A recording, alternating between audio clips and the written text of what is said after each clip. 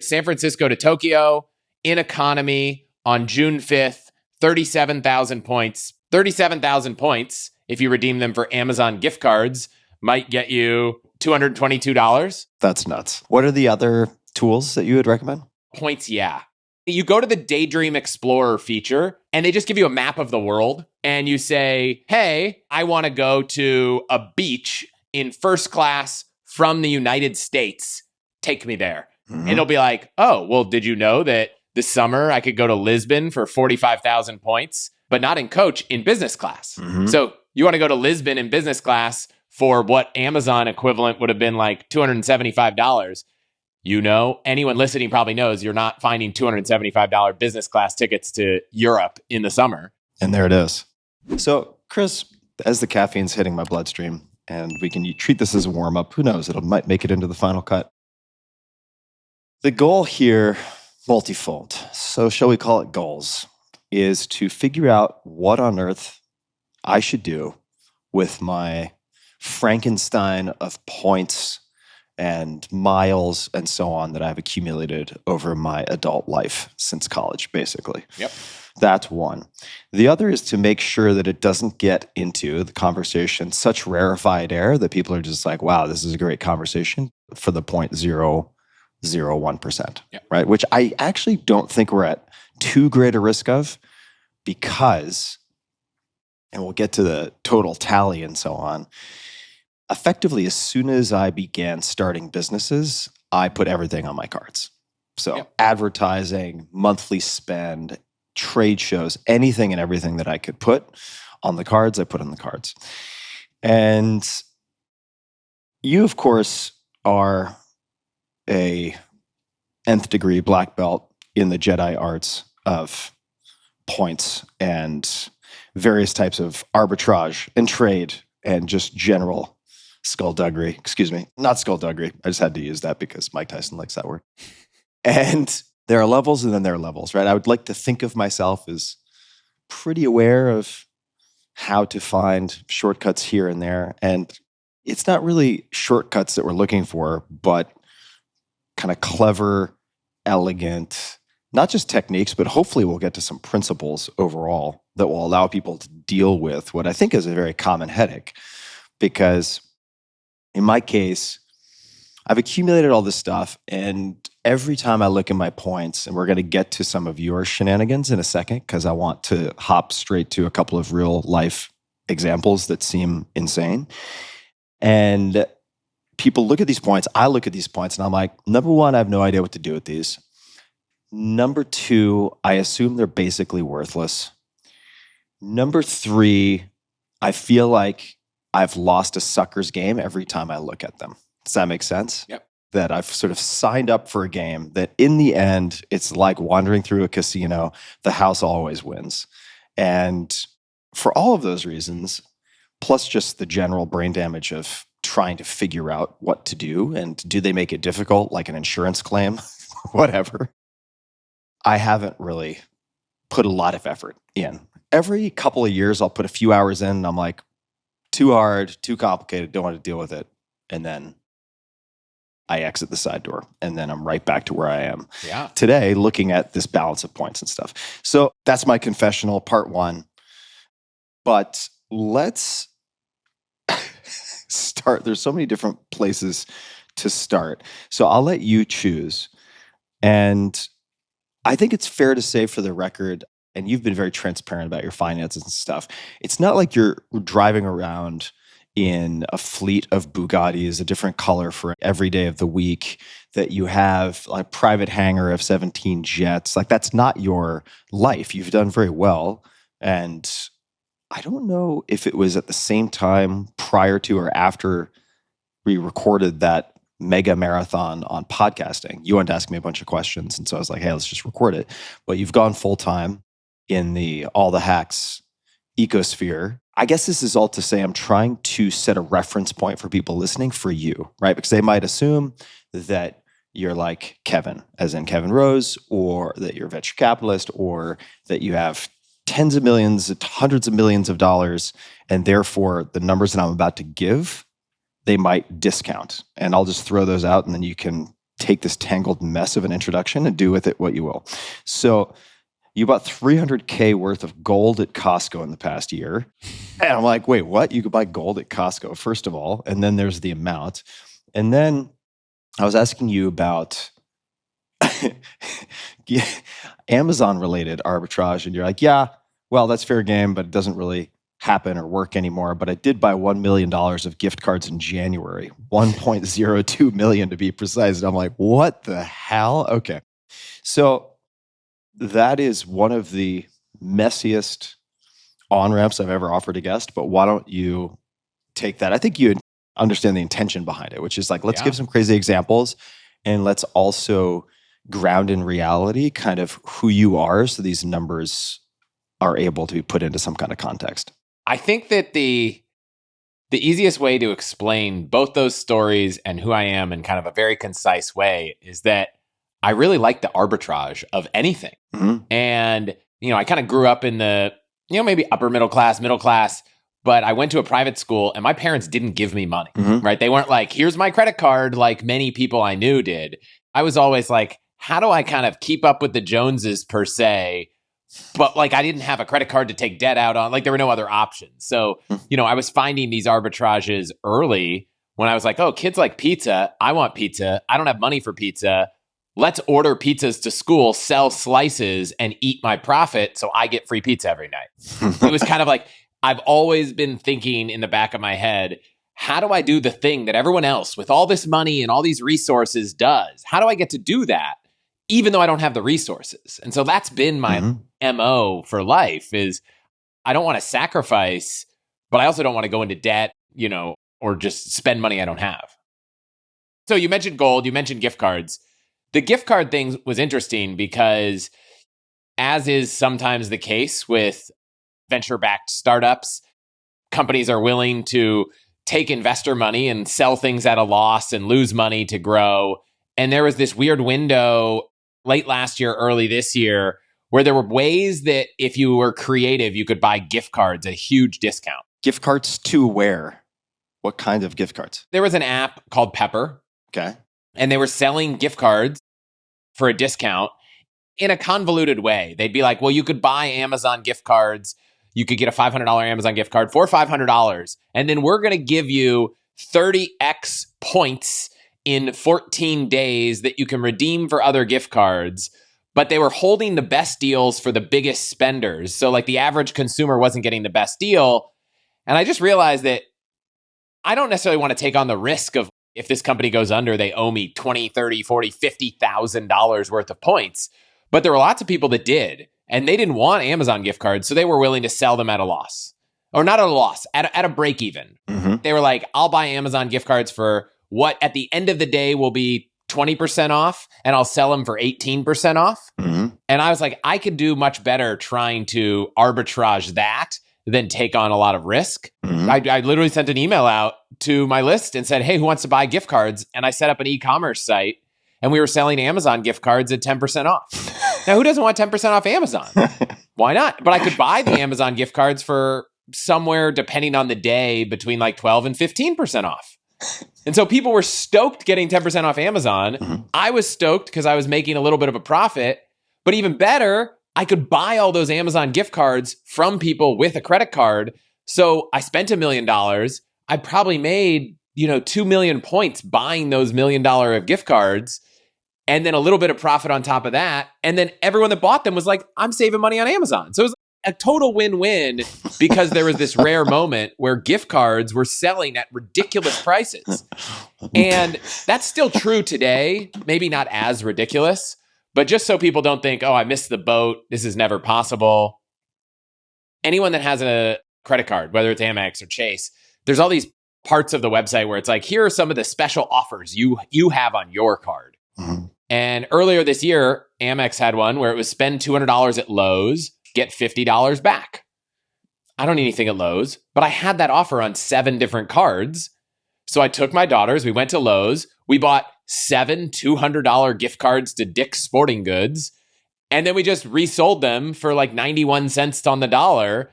But because we were getting 50 off each $200 purchase, we were buying them for 75 cents on the dollar. That kind of stuff happens all the time.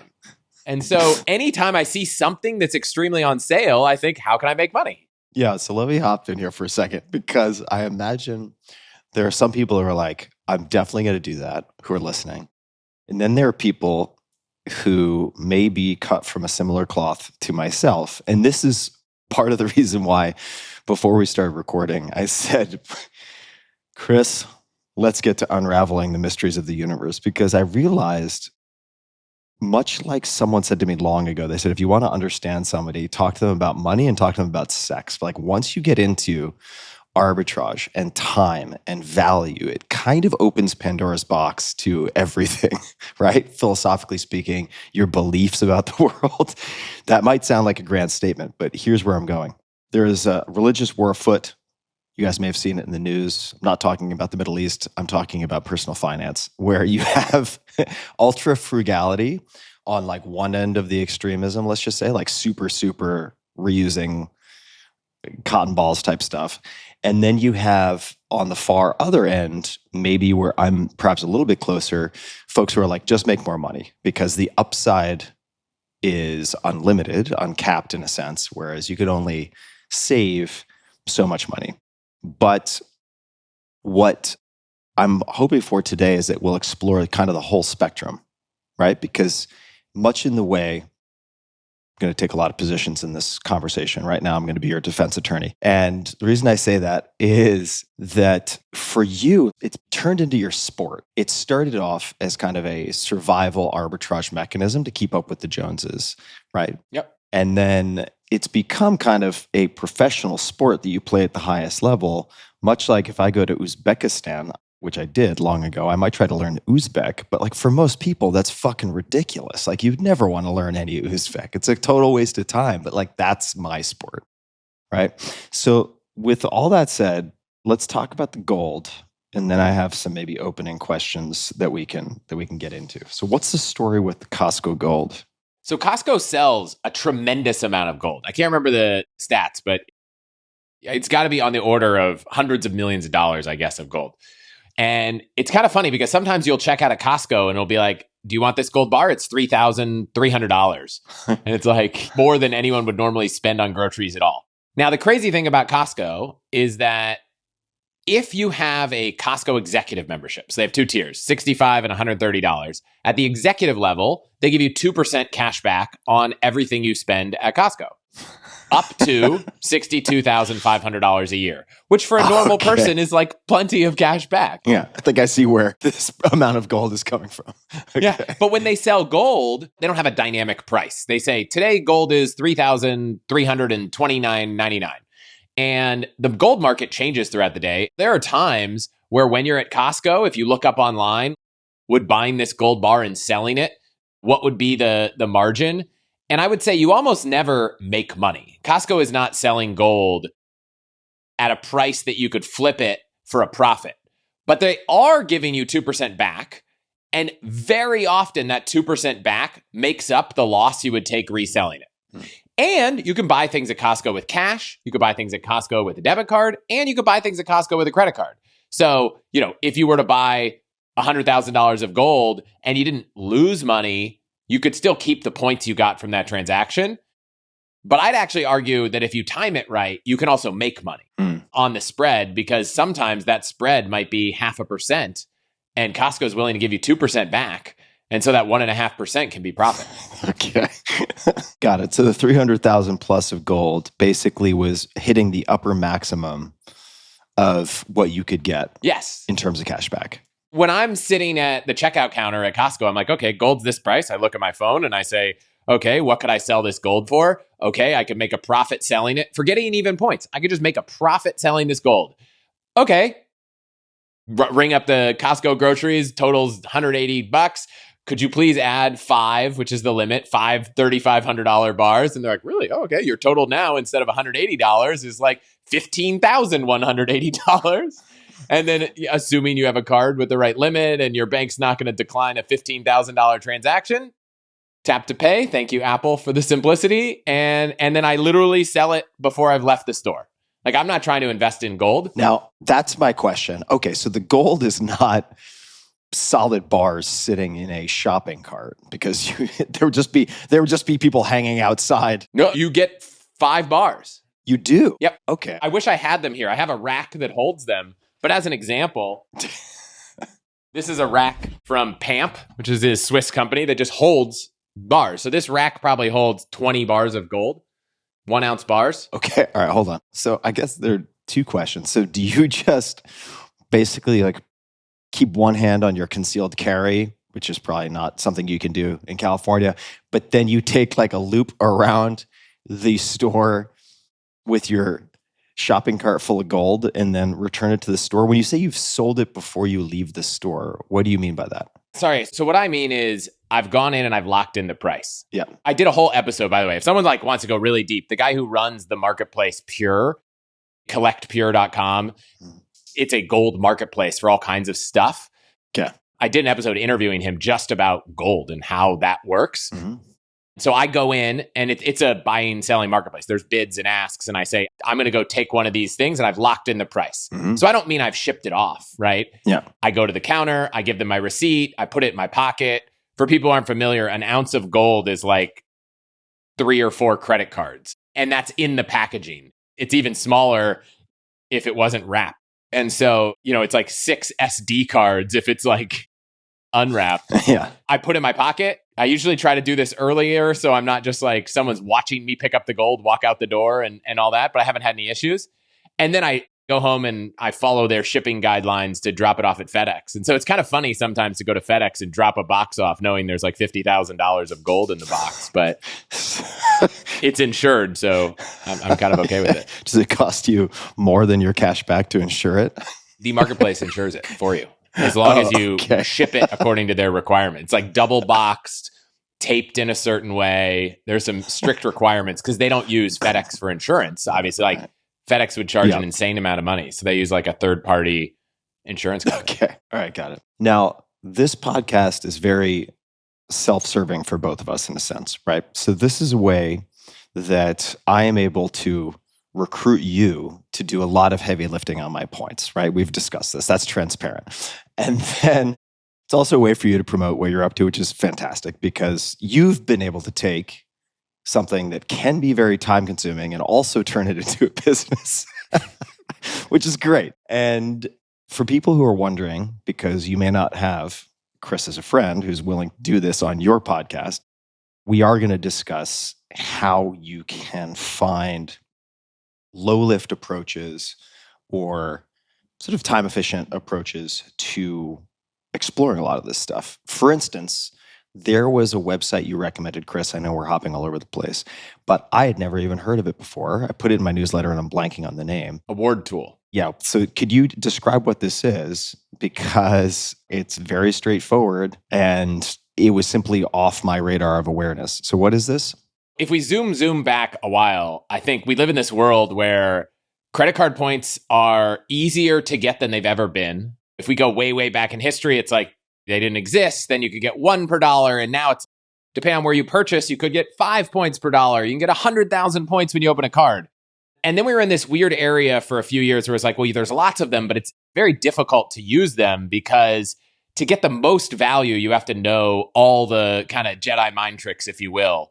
And then a couple companies came out and said, hey, we're just going to build tools that are as simple as Google Flights that make it really easy for you to find ways to get real value out of your points. So there's 2 sites. There's probably like 5 or 6. I'll give the 3 that I like and how they're slightly different. Okay. There's really 2 things you might want in this world if you're trying to use your points. One is inspire me and give me the best deal. And one is help me find the best way to get from A to B. Mm-hmm. AwardTool, which is the one you talked about, I think is better for the person who's like, I want to go to Japan. I have a few days of availability that I could explore. I could go a couple days earlier, a couple days late, but ultimately I want to go to Japan. And that's just awardtool.com? Awardtool.com. So you could say, hey, I'm going from San Francisco to Japan, or you could even say San Francisco to Asia, and I want to go in this window, and it'll come back and say, here are the best deals. And you could filter them and say, hey, I only want nonstop. I only want to fly in business class, or I only have points with Amex, so don't show me other options. Mm-hmm. And you get these things where right now from San Francisco, and I just looked at Asia, but here, San Francisco to Tokyo in economy on June 5th, 37,000 points plus $11 in taxes and fees. 37,000 points, if you redeem them for Amazon gift cards, might get you, I don't know, I think it's 0.6 cents. So $222. It is rare that you will find a flight to Japan, even in economy, for $220. Yeah, that's nuts. Okay, cool. That's the equivalent I was looking for. What are the other tools that you would recommend? The other one that I like is called PointsYeah. Yeah, like why? EAH. PointsYeah. Okay, got it. You go to the Daydream Explorer feature and they just give you a map of the world and you say, hey, I want to go to a beach in first class from the United States. Take me there. Mm-hmm. And it'll be like, oh, well, did you know that, if you want to go to this place, it's only this much. So this summer I could go to Lisbon for 45,000 points, but not in coach, in business class. Mm-hmm. So you want to go to Lisbon in business class for what Amazon equivalent would have been like $275. Anyone listening probably knows you're not finding $275 business class tickets to Europe in the summer. Yeah. And there it is. I like that from more of a inspire me. It's like, I don't know where I want to go. I don't know when I want to go. At the end of the day, I would say the more flexibility you have, the more your points will take you way, way further. Yeah. If you come to me and say, I need to be in Japan and I need to take this one Japan Airlines flight and I need it to be on this specific day, what can my points get for me? Might not be more than you would get just booking the flight on the Amex, Chase, Capital One, et cetera portal. Yeah, so let me hop in here. Yep. So that's the conversion. You mentioned a few things, right? That kind of underscore what makes this whole game attractive to a muggle like me who has not had the inclination, still doesn't really have the inclination to get really deep in the weeds, right? It's like $222 flight to Japan, $270 business class flight to Europe in the summer. Like, yeah, of course I want to do that. I grew up being super, ultra frugal, right? So that hardwiring is still there. So as financial savings catnip, like that is very, very attractive. I hate wasting money. I still way overeat because I'll save leftovers and stuff because I don't want to waste food. I mean, I'm still that guy who will pack up everything. But this has seemed very complicated. So I'm hoping you can help us uncomplicate it. Before we get there, well, let me give people a snapshot, right? So you have, through all of your various techniques and tricks and this, that, and the other thing, 22.8 million points, right? Yeah. Something like that. And what is my total at the moment, roughly? I think you're at 15.5. Yeah, so it's 15.5 million. Keep in mind, guys, this is for the last 24 years, right? And I've also frittered some of it away using Amex points to buy stuff on Amazon and so on, which would get me a heavy ruler on the back of the hand from Dr. Chris. But we'll get to that. Just a few more factoids. I have not fact-checked this, so I'm relying on Christopher. But how significant are loyalty programs to airlines? There's a really great video if you want to go deep on this. I'll give you that kind of high level on both loyalty programs to airlines, which is kind of frequent flyer miles. Mm-hmm. And it's the craziest thing I think I've ever come across when understanding business. And it's that the market cap of the major three airlines, American, United, and Delta, meaning the total value of the company, they all have a market cap between $6 and $20 billion.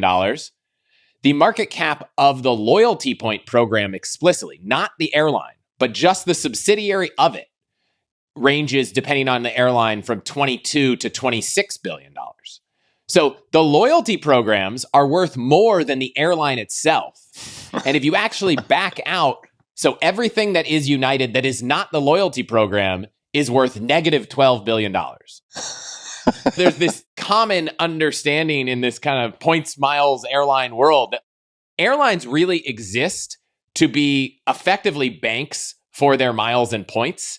And then they just have to fly these planes all around the world so that that bank can continue to operate. Because, Delta came out and said, I think it was a year ago, they said in 2023, 1% of US GDP went through a Delta Amex card.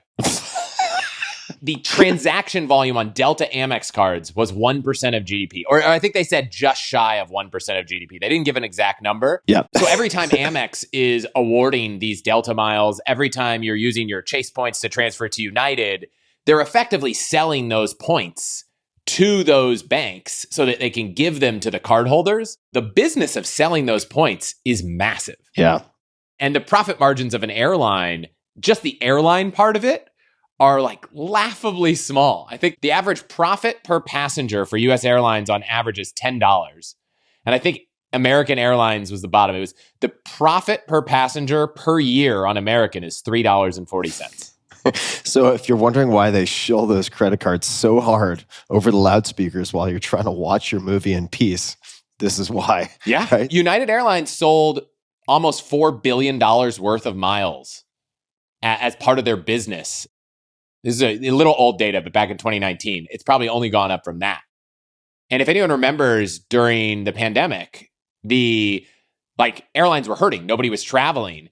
And so in order to survive, they had to basically raise money, and they couldn't put the airline up. So all three airlines put their loyalty programs up. That was the collateral and raised, depending on the airline, like $6 to $10 billion each using the loyalty program as their collateral. Okay. This is one of the many reasons, right? Hearing facts like this where I'm like, this is a trap. If I enter into the labyrinth, there's a reason why these are so profitable for these companies. And it's not because the person collecting the miles automatically wins, right? It can't be. No. That's the losing end of the trade for most people, I would have to imagine. They're hoping for breakage. Yeah. They're hoping you get all these miles, you never use them. And I think the original models were 60% would get used. Or you let them expire, as I did. Yes. In one case, right? Where hilariously, I think I forwarded it to you, I got an email from Marriott Bonvoy saying, your points are going to expire. And then it gave a date that was months in the past. That was my alert email. I was like, well, chronologically, unless you guys have figured out time travel, because I haven't, it seems like I should have received this prior to my points expiring. So, Chris, what would you suggest we do in terms of exploring what I should do with my points? And we're always going to bring this back to what people can use. I think people will pick up a lot. We can also sprinkle in some crazy point stories, but I think we've given enough of a taste of that we can kind of look at the actual nuts and bolts of like, what do you do? I'm looking at this printout and I'm like, it makes my head hurt just to look at all these airlines with all the points, right? We'll break the landscape into, there's two obvious buckets that people are going to be familiar with. You have airline miles that are linked to a program. So you have some Alaska, some American, some Delta, and some United. 4 major US carriers. Yep. You've got hotel points. I'm not going to tell you what to do with yours because they all expired. Got some international airlines, but whatever. And then you have bank points, and I'm going to call them transferable points. And the thing that I really like about transferable points, just to set the difference in people's mind and why the kind of street value is higher, is that American Express... Let me pause for a second just to say, right, like by bank. Yeah. American Express, Capital One, Citibank, Wells Fargo now, Chase. Amex will let you move your points to 18 different airlines. So you can move your Amex points to Delta. You can move them to Air France. You can move them to Air Canada. The reason why people love them is when we go back to these tools and you're searching, gosh, I want to find a good deal to Europe.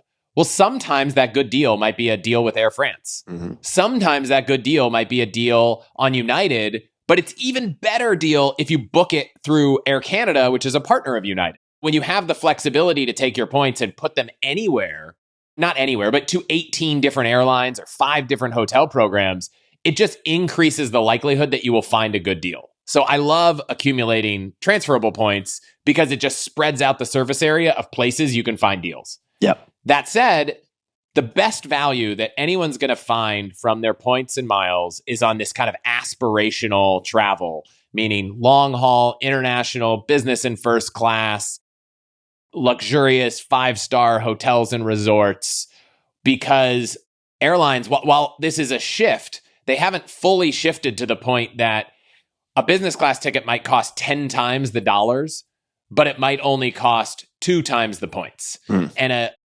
really nice luxury resort might be 10 times the cost of the Holiday Inn downtown. Right. If you're paying in dollars. But it might only be 3 or 4 times the cost in the number of points you'd need. That's where you're going to get the most value. That doesn't mean that if you're someone who's only traveling domestically, you can't find good value, because there are a lot of cases where you're flying between small airports, you're flying during the holidays, you're flying last minute, and you'll see a flight where it's just astronomically expensive for what it should be, and it's a great deal with points. I'm realizing, I guess, a couple of things that I'll throw out there to act as a stand-in for some listeners, right? So number one is that, and I want you to poke holes in this, or it can just be fodder for conversation, because I'm realizing that our conversation is always, meaning the last handful of weeks at least, focused on what the hell should I do with all these points? Like, staring at this just makes me feel like a sucker playing a sucker's game, or someone with undone homework, and they expire, right? Which is ridiculous because it's engineered. Some of them expire. But I've realized that there's how to use the miles, and then there's how to accumulate them. Now, I have not focused on the accumulate because by and large, they seem like games I don't want to play. And I think what's going to be in the mind of a lot of folks, certainly, why haven't I done this to date? Time, right? So the Amex is, let's just say, using the Amex on Amazon, it might be a bad trade on the value per point if I assume my time is worth $0, right? But if it takes me an hour to do something, to get a bunch of stuff organized, to find a better value per point, it could be a Faustian bargain if my sort of value of time per hour is high enough, right? So that's always been sort of the crux of the challenge for me. And also, I should say, just for people listening, we can assume that my hotel points are usable, even though they've expired, if that is in any way informative to the conversation. And also, I just want to explain, one of the motivations for reaching out to you was not just how do I use these points, but like, is there anything crazy I could do with these points? And I'm not convinced there is. And there may be things that I can do that seem crazy that are just a poor use of points, right? But I was like, okay, I realize I could use some of this for travel, but I can also afford to pay for travel, which doesn't mean I should pay dollars instead of points if I'm just looking at the kind of value per point. But is there something big and nutty I could do? Like one trip where I just blow all of these points, right? Let's start there, because I think the reason why the points game is exciting in the first place is that it feels like it's free. Right. Now, I could poke a hole in that and say, if you just used a cashback card the entire time, instead of having 12 million points, you probably would have been sitting on $300,000, right, depending on the card you were using. And if someone had done that, they would probably feel very differently about taking $300,000 they've saved and blowing it with no regard. Whereas if they had 12 million points that in their mind, could not fund their kids' education, pay their mortgage, etc., why not blow it on some wild vacation or something else? So there's this psychological element of, I've earned these things. They are not dollars. Why not spend them flying Emirates first class, taking a shower in the sky, eating caviar and sipping champagne? Why not do that? Because it's not like I'm dipping into my kids' college fund, where it might feel differently if they had earned cash back the whole time. Oh, it would feel totally differently. I wouldn't even do it necessarily. But those points are so constrained that it's like, okay, if the only place that I can use these is in, say, travel, it's like, well, they either never get used or they get used, but I can't apply them to paying off my mortgage or paying for my kids' college tuition. So, YOLO. Now, I would say, in the case of Amex, if you were like, my time's too valuable to play this stupid game, I would say 2 things you could do. 1, tell yourself or whoever books your travel to just book the travel using the points instead of using the dollars. Mm-hmm. And it's not going to take any more work to go on Amex's site and say New York to LA, business class flight on United, book, check out, pay with points instead of dollars. And you'd at least get your 1 cent You could open up a brokerage account at Schwab or Morgan Stanley and open up one card that's the Morgan Stanley or the Schwab Amex. You could just transfer all your points to your brokerage account. What does that do? Just turns it into dollars. Oh, I see. Depending on the card, what the rate is between 0.8 and 1.1 cents. But like, there is a way that's better than Amazon to just dump them into a bank account where you don't have to think about it and you just have the money. Yeah. So I will say, like, that is an option. And for people for whom that feels like the better path, I would argue that they'd probably have been better off from the start just using a cashback card and getting 2.625%, which I think is like a good target cashback, and never having thought twice about points at all. What's your current favorite cashback card if you had to pick one? US Bank launched this amazing 4% card. You had to put $100,000 in a brokerage account. And then they were like, oh, wow, this isn't profitable. Like the amount of money that issuers get from swiping cards is not 4%. It's not even 4% before you pull the margin out for everyone along the way. And so that's gone. Robinhood has a card that's 3%, but I've heard some, if you start putting too many business transactions on there, they have problems. The most scalable platform that I'm aware of for earning cash back at scale is the Bank of America. I'd say platform. If you have $100,000 with Bank of America or in a Merrill Lynch brokerage account, you effectively can earn 2.625% cash back on everything with their unlimited card, their travel rewards card, their premium rewards card. And if you have the premium rewards elite cards, it bumps up travel and dining spend to 3.5%. Mm-hmm. So everything you spend on travel and dining, 3.5% back. Everything else, 2.625% back. Obviously, that assumes that you have the ability to put $100,000 in a brokerage account. You can just invest it in US Treasuries. You can move over a Roth IRA. You don't have to have some Merrill Lynch broker manage your portfolio. But I would say that is the most scalable thing. I know people with large limits can spend lots of money, don't have cards held up and transactions not post and points disappear. Mm-hmm. That I think is a solution. If you want something even easier, Fidelity has like a 2% cashback card. Mm-hmm. So if you're not earning 2% back on everything, I would say you're missing out. Everyone, I think if you want the simplest solution for everyone, you should say, am I at all flexible enough that I'll be able to get good use out of these points? And by flexible, that doesn't mean I'm flexible in every vertical. You could be flexible that you could book a trip last minute. You could be flexible that you have to plan it super far in advance. You could be flexible with the destination, but not the dates. You could be flexible with what route you take, whether you go nonstop or not. So I'd say if you have any amount of flexibility, I think you could get a ton of value. And these tools have made it so much easier. 5 years ago, I'd say, it's tough.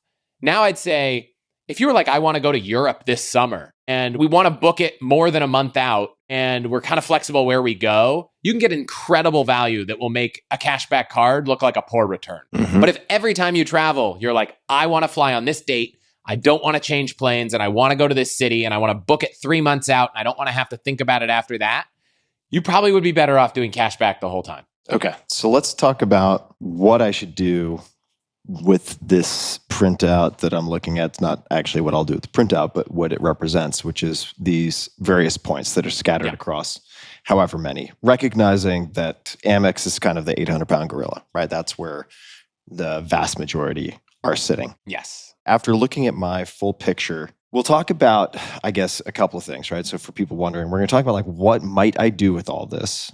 What do the options look like that pass the sniff test by Chris? And then understanding my like psychological profiling. And then also, if it could be done again, right? What should I have done? Yeah.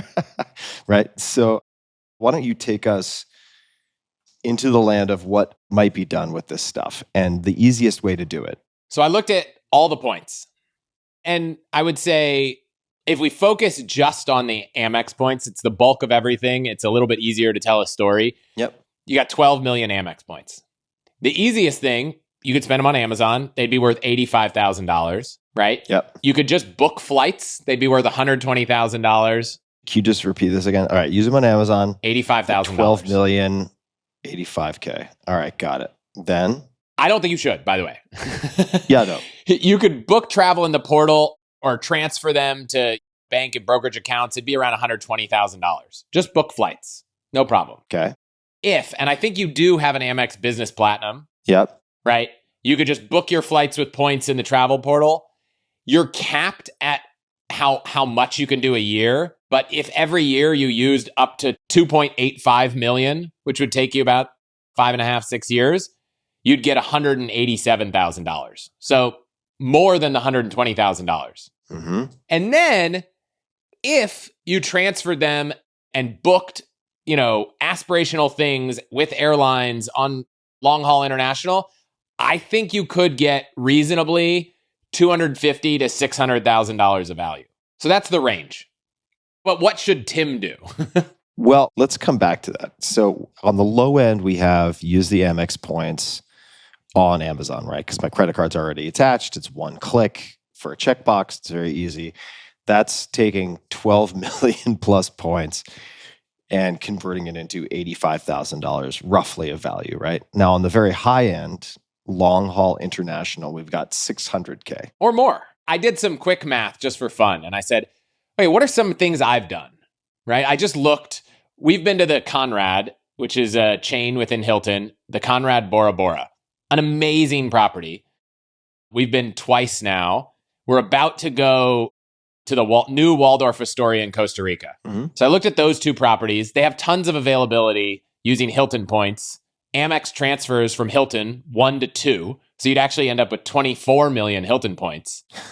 It would be about 200 nights. So if we're talking like extreme, what you could do, you could transfer all those points over and book 200 nights at a hotel that would normally be $1,500 to $2,000 a night. Like, just to give people's mind, 12 million, what does that mean? Could be 200 nights at like an incredibly high-end, beautiful resort.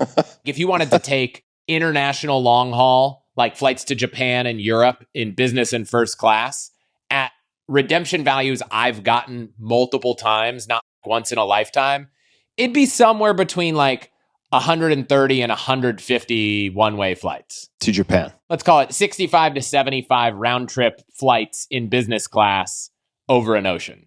Observation question. So observation, I had this like Shawshank Redemption fantasy of sorts. To be clear, towards the very end of the movie on the beach. And I was thinking, well, one reasonably absurd thing that I could do would be like a 200-night writer retreat to Bora Bora, right? I might end up more like Tom Hanks in Castaway. That'd be my fear. But at this crazy, crazy hotel, right? So that would be one option for just, if I just wanted to YOLO burn the whole thing.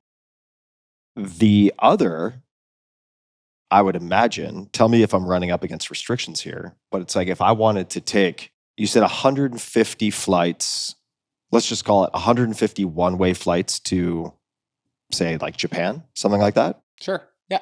Okay. Now, I guess I'm going to run up against the monthly limits here, but would there be a way for me to do one flight to Japan with 150 people, myself included?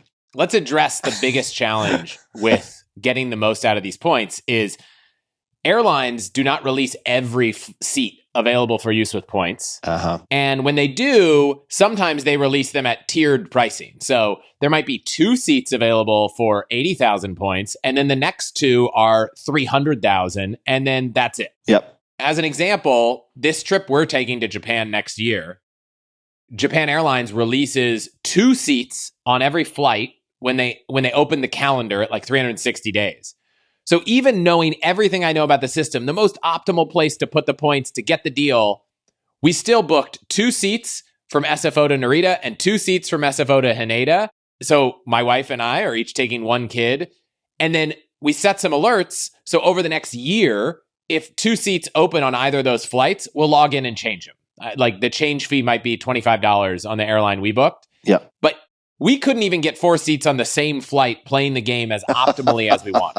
As it stands right now, it's you and 1 kid and your wife and 1 kid on 2 separate flights? Exactly. To 2 different airports. Oh, fuck.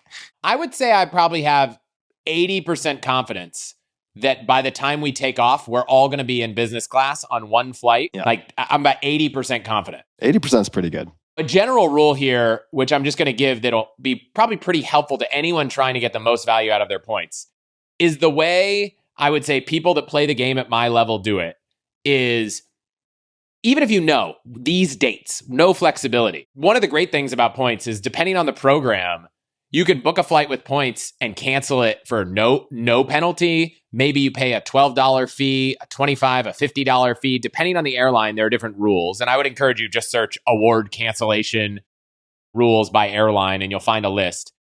What I will often do is say, look, we really want to go to destination X. And obviously we love nonstop long haul business class. That's the target, but I don't see that now. So let me use some of my points to book a long haul premium economy flight.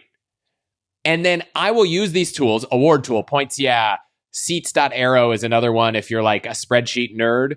It's like a little bit more database than user friendly, but it's really powerful. And I'll set an alert and say, if 2 seats open up in business class on the direct flight or 4 seats, send me an alert. And then I'll go book that and cancel the other one. Okay. And maybe I have to pay the $12 fee. The way most people I know do this is they book something that's good enough, but not optimal, set an alert, and almost always end up with something better. Okay. To the point that we've been at the airport, like check in 4 hours before our flight from Paris to London back to San Francisco, alert pops up immediately 4 hours before departure, cancel that flight, book another flight that's Paris direct. Now, you might not like that last minute. I don't know exactly if I'm going to take the flight I planned on, but within 2 weeks of departure, all kinds of stuff happens. Yeah. You can get on Lufthansa first class, you can get on direct flights. So I would say book something that's good enough. Points are often refundable and make it really easy to have speculative bookings. And then you get on something. That said, you're never going to get 150 seats on the plane. Yeah. So, the best version of that would be pick a day and buy tickets for 150 friends to go somewhere, but no one's really going to be going to the same place. So not as fun. Asia. We'll meet up in Tokyo. We're all flying to Asia. Ooh, Laos. Sorry, pal. You're going to have to figure it out. Okay. So it seems like then for the bulk of my points that are on Amex, long haul, I could go to the Amex website, see if I can use points for my already pending international travel, right? Or whatever type of travel I might want to add in just to use points. Although I think I'm at this point kind of disinclined to do that. My sequence would be find something like AwardTool, right? Mm-hmm. And say, I'm going on this trip. Let me search it on AwardTool. Can I use my points? Mm-hmm. Because chances are you're going to get 2 to 5 cents per point on a good award redemption. Mm-hmm. Nothing on AwardTool or any of the tools you end up liking. Nothing on AwardTool. Great. I'm going to go to the Amex travel portal and I will book it with my points. And because you have an Amex Business Platinum, if you're booking it in business class or with whichever single airline you choose, like Amex lets you pick one airline for your annual airline credits, whichever one you pick, you can book an economy also. You book it with points. They'll give you 35% of the points you spend back as a refund. It's a perk of the Business Platinum Card. And you'll effectively get 1.54 cents per point. Okay. So I would tell you, my guess is that if you're not that flexible with your travel, that you will, one in probably somewhere between 5 and 10 times, find a great deal with your points. And the other 4 out of 5, 9 out of 10 times, you won't.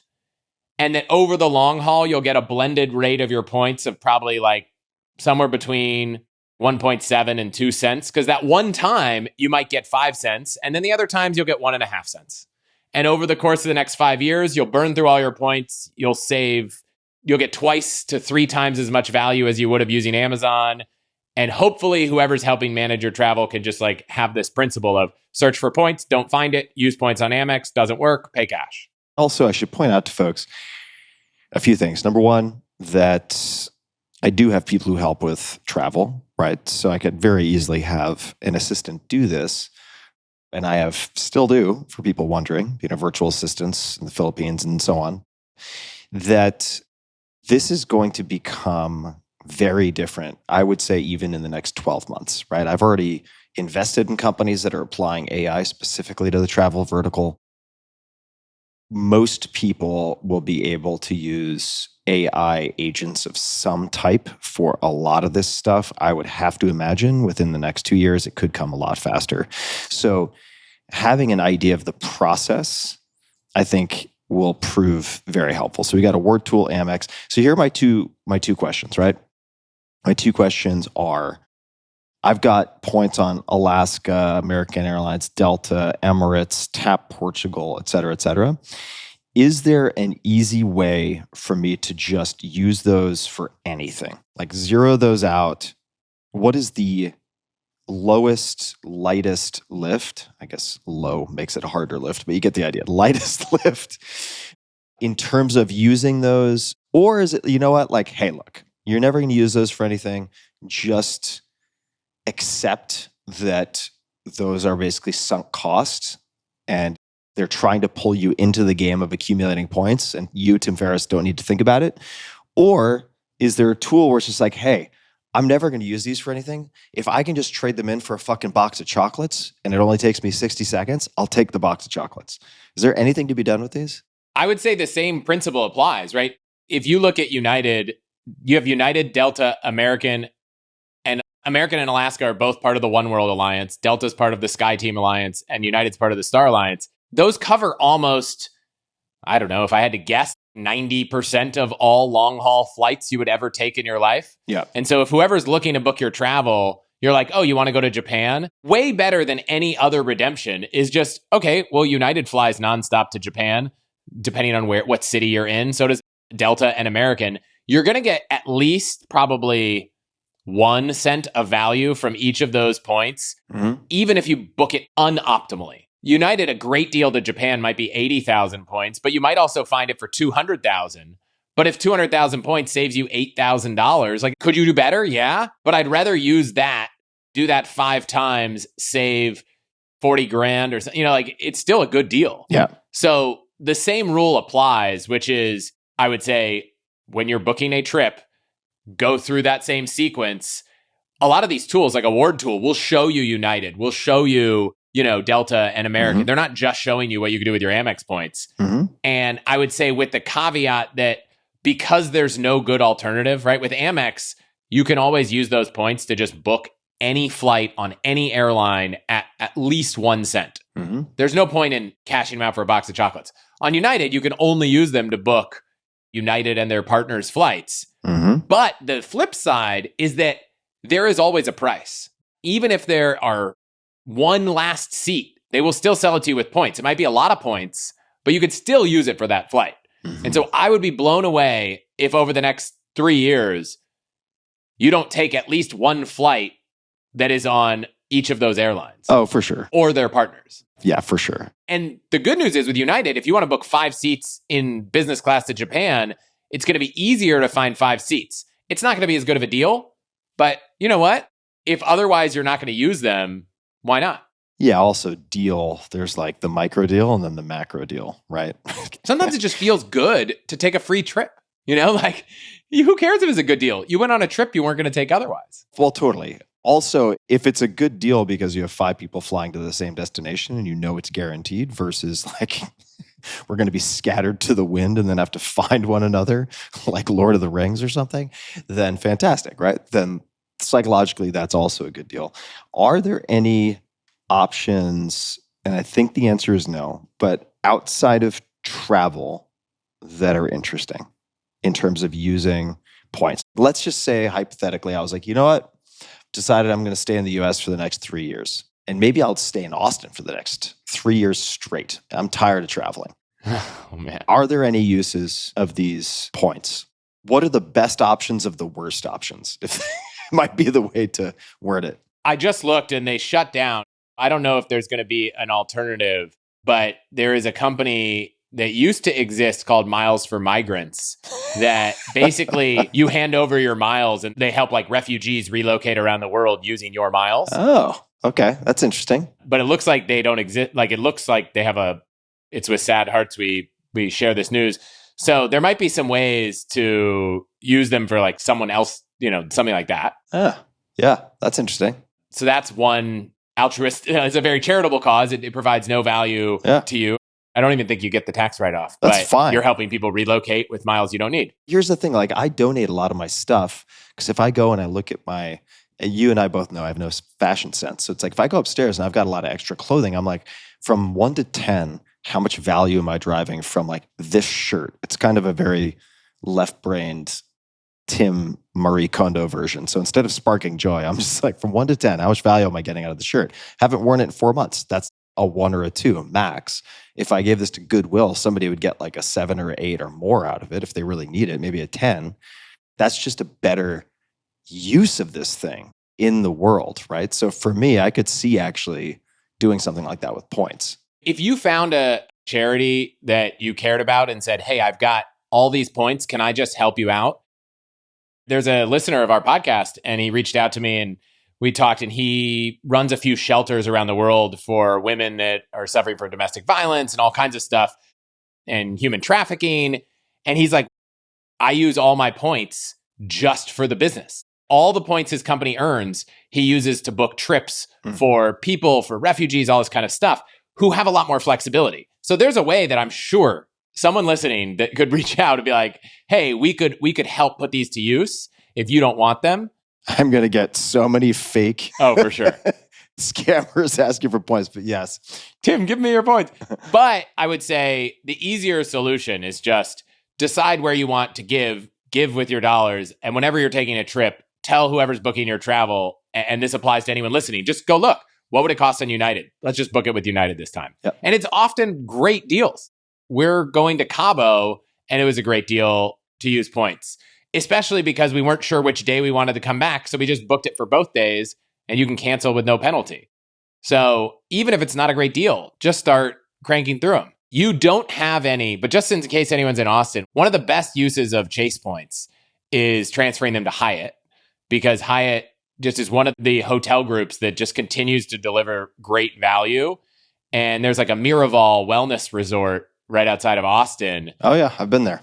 It's like all inclusive, and you can use your Hyatt points there. You don't have anything that would get you Hyatt points, so that's okay. It's not relevant to you, but there are a lot of domestic ways that you could use your points, even if you're not leaving the US. So let's look at a situation on my spreadsheet here. Yeah. And let's pretend the numbers are bigger than they are. So I have points on Emirates Skywards and I have points on TAP Air Portugal.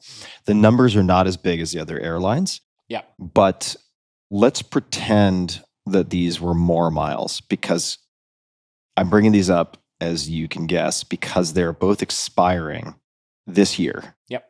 What can people do if they're like, oh shit, I've got 3 to 6 months, maybe it's a year before these things expire. I do not have any need, maybe no desire to take like an emergency trip to fill in the blank location. Is there anything to be done, or is it just like, you son of a bitch, you got me? No, there's multiple things. So most of the programs in the US now don't expire. If you have the credit card with a company you earn points in, usually the credit card points don't expire, but a lot of programs do. And I'd say there's 2 versions of expiration. There's a couple airlines, Japan Airlines, ANA, where it's truly like 3 years and they're gone, nothing you can do. And then there are a bunch where it's like, I think American Airlines, if you have no activity for 2 years, they expire. Loyalty rewards. Sometimes the stick is better than the carrot. I have in the past with American, I've donated 1,000 miles. That's activity. Yep. That kicks you another 2 years down the road. You can buy a magazine with your miles. Kick the can 2 years down the road. Yep. Emirates, for example, lets you transfer your Emirates points to Marriott.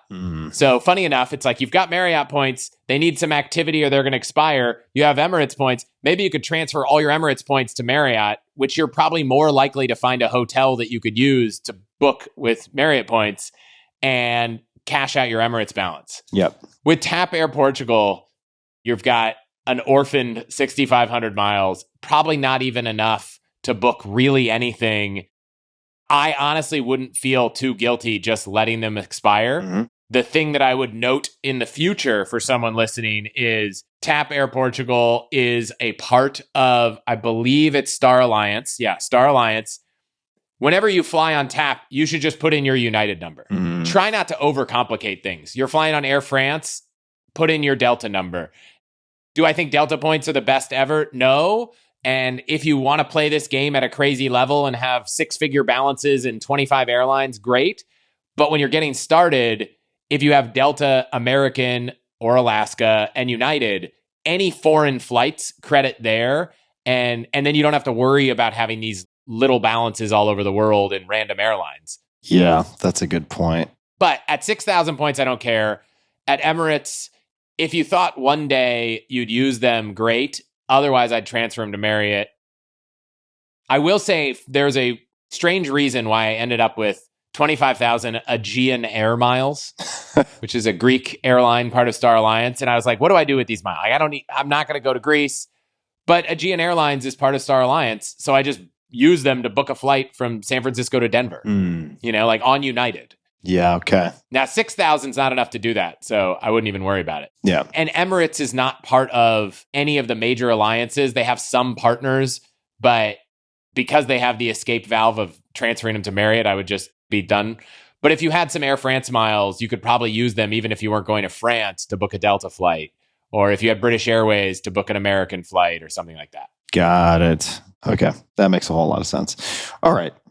Where should we go from here? I mean, I'm tempted to sprinkle in some crazy point stories, but we could also go somewhere else, right? Because it seems like the answer is use these for flights that are coming up. They don't expire.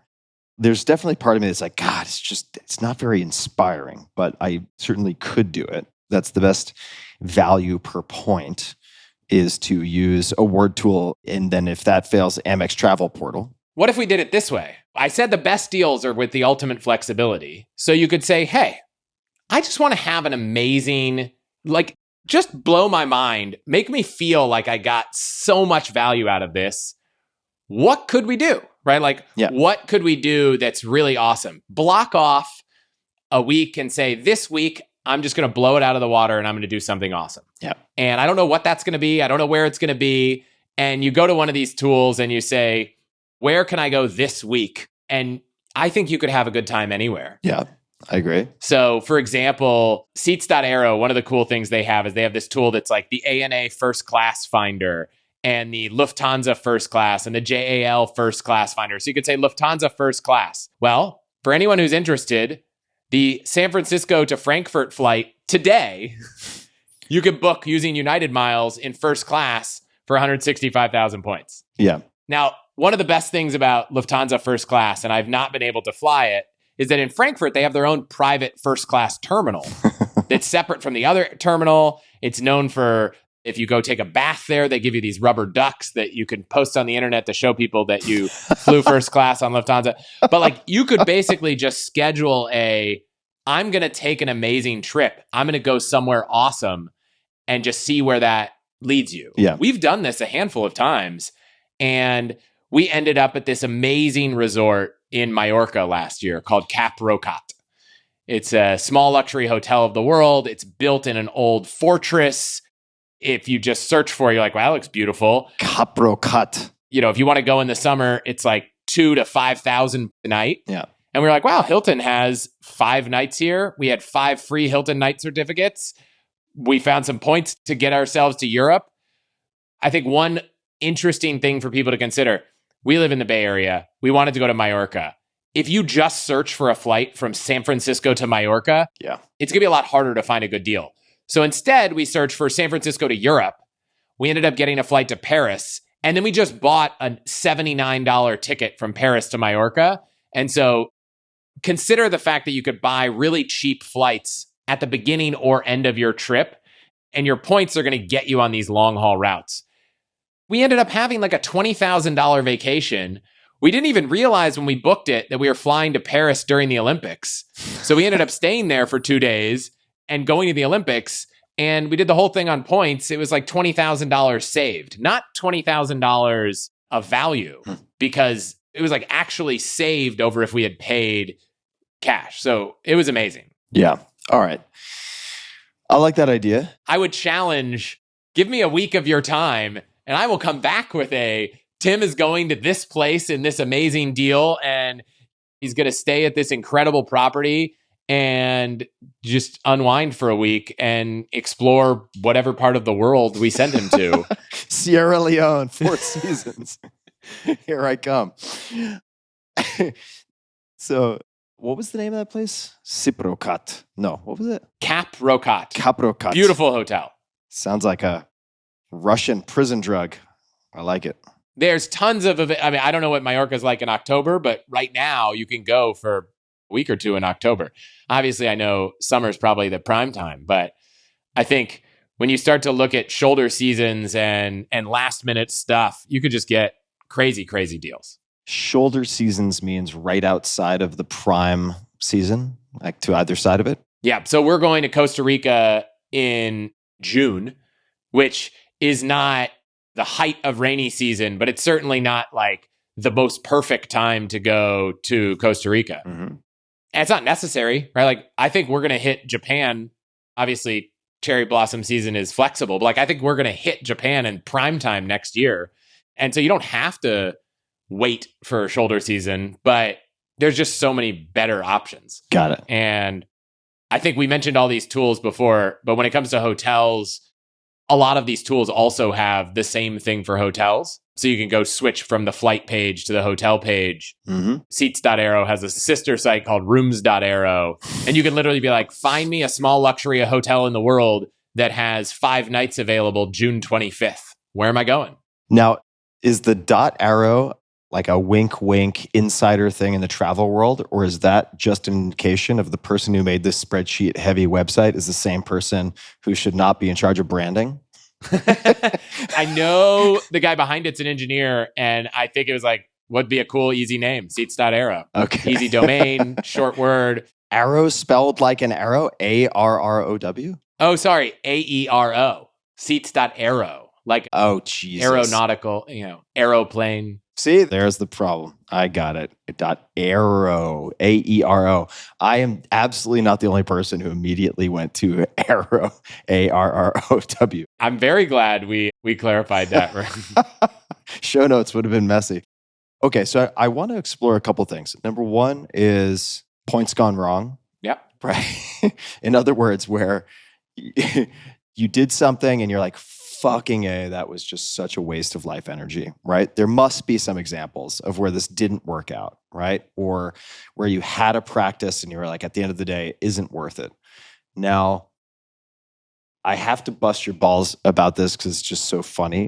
So I've heard you tell stories of comparison shopping for fruit at the grocery store. You will drive from one grocery store to another to save something like, correct me if I'm getting this wrong, but like $2 or $3 on berries, something like that. But I'm wondering, even for you, if there's been an example where there's like a practice or an attempt and you're like, okay, that really didn't work out. That was just way more headache or way more time than ended up being worth it, right? The juice wasn't worth the squeeze. How often do you feel that way? And can you give an example? I think I don't know, I'll call it the optimizer's curse, but like that is the challenge that I have learned to get better at over the last year or 2 or 3, which is, take the berries example. I think I'm probably more likely to look online, be like, should I order my groceries from, Amazon Fresh or Whole Foods, and which one's cheaper, than necessarily drive store to store. But I'll credit Ramit Sethi for these money rules where it's like, okay, for groceries, we stop caring. Like, it doesn't matter. Now, does that mean that when I go to Costco to buy berries and I might see like blueberries are twice the normal price, maybe we just buy strawberries instead? I'm not going to not buy berries if they're expensive, but I might pick the berry that's the better deal this week. But I'm not going to not do it. And I'm not going to drive to another grocery store to get it. Throw in $15,000 worth of gold bars with my bargain basement strawberries. Yeah. It's a rounding error. The transaction would be 15,012 or 15,014. But I've had to get a lot better at this because there are times where I could spend 3 hours trying to find a flight deal and like figure out the most optimal way to do it. only to be like, oh, we're not even going to take this trip. Right. Yeah. My wife sometimes asks me, I was like, hey, which flight should we take for this trip? And then she's like, I'm okay answering that question, but why do I have a 47-row spreadsheet as like the source of this information? And so for me, part of it is sport, like we talked about. Mhm. Part of it is figuring out at what level do we stop caring? So it's like when I was early to this game, it's like if I'm going to save $20, I'll stop caring. Maybe now that threshold's at $100. Mhm. Maybe for some people it's at $1,000 or even higher. So I've gotten better at, is this a thing I want to optimize, or is this a thing where I'm just going to buy the flight? I got to go to this conference in San Diego. Flights aren't that expensive. Let's just buy it. Mhm. For anyone thinking that way, and this is also good for you, there's this great browser extension called PointsYeah, which just layers on Google Flights. PointsYeah. And they have an opinion. Okay. They're like, this is a good deal with points. This is a good deal with cash. Mhm. So you're like looking on Google Flights to go to San Diego, and it's like, hey, actually, go use United Points. Don't buy this one. This is a bad deal. So it's even easier than these other tools because it lives where you're already searching. Yeah. Now, in some times I'm like, let's just book it, be done. I don't want to spend my afternoon on saving $5 or $20 or even $50. I kind of do at $50, but I should not. I think that's it. Sometimes this stuff goes wrong, and wrong is a stretch, but I make mistakes that I talk about not making all the time. Mhm. And I had this woman, Devin Gimbel, who has a podcast called Point Me to First Class on, and we talked about the points journey. And like you start off and it's so great. You're like, I use my points at Amazon. This is amazing. And it feels like points are amazing. And then you start to learn more. And this is, I think it's the Dunning-Kruger effect. It's like, now that I know a little more, oh man, now I know I've been doing it wrong the whole time. You feel terrible. And then you start to learn and you're like, now I'm doing great again. But there are going to be a lot of people that listen to this conversation right now. And they're like, now I know more. Now I feel worse about what I'm doing. There is another side to that, the valley of despair, where we'll get past it or listen to that conversation I had with her, and that would help. Wait, the value of despair? Is that what you said? Valley of despair. Oh, I like both. Yeah, that's like the trough of sorrow in Y Combinator. Yes, there's like dozens of names of what it means to learn more and then not yet master it and all that. So I think to where you were going, I have made mistakes. I've booked flights that were non-cancelable and then tried to cancel them and got no refund. Like I've booked trips we never needed to take. I've booked backup flights and forgot to cancel them and lost points. Make tons of mistakes doing all this. That's just how we learn. And even once you know the things, you do it wrong. But the value of everything I've gotten out of it has far exceeded those mistakes. And I'm okay with making those mistakes.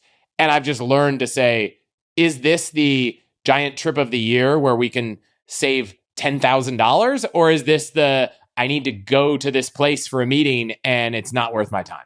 Yeah, totally. And that changes, right? Like earlier in your career, it might always be worth your time. Oh, for sure. Yeah, definitely. I mean, yeah, back in the day.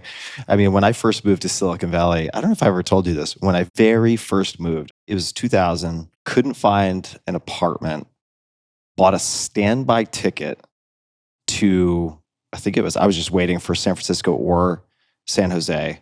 So I wore my one suit back when I thought I needed a suit to do like job interviews in Silicon Valley, and ended up staying at a kickboxing gym. This was Fairtex Gym. And I lived on a bunk bed with one of the Thai guys up in basically the attic, and I would like wash my clothing in the sink. And so like I was definitely looking for any cost savings that I could find in any capacity whatsoever. And like you said, the threshold has just changed over time, and how I think about my time has changed over time. But I'll talk about another optimizer's curse, actually, because I don't think this gets as much airtime, or at least I haven't heard very many people talk about it. There's the curse of like over optimizing deals / frugality.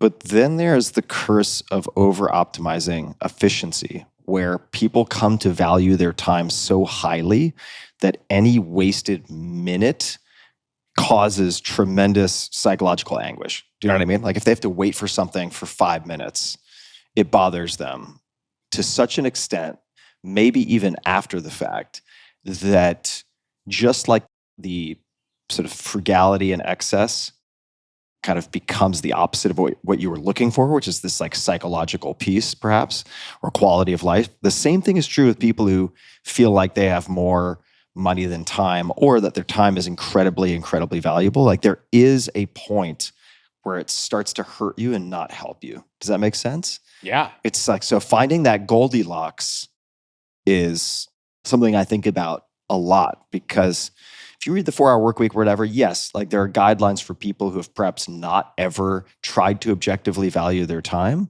for looking at annual income and cutting this, and this to determine your kind of hourly rate per se, right? The value of an hour of time. But when you take that and apply it to everything and start to really ratchet up your perceived value of time, it can actually create a lot of anxiety, which I imagine the sort of hyper frugality side can as well. Yeah. Right. So like they share more in common than I think people might realize. I think about this all the time when I spend time. The fact that it is sport makes it easier for me to justify spending an hour going down a rabbit hole, because not only do I kind of enjoy the process, but I have a podcast. I can share the process with other people, and then they can skirt some of the process by not making the mistakes I do. Yeah. On the flip side, I often think about, what is my time worth? I get requests for people to, hey, could you consult on this thing? And I'm like, it's just, I got other stuff to do. And I'm like, well, if I said no to a consulting call for $250, then like my time must be worth $250. Do I want to lay in bed and watch this movie? It's $250 to watch a movie. Somehow I've been able to just be like, nope. And I just ignore it all. Yeah. But I imagine there are people that think about that and can't stop thinking about it.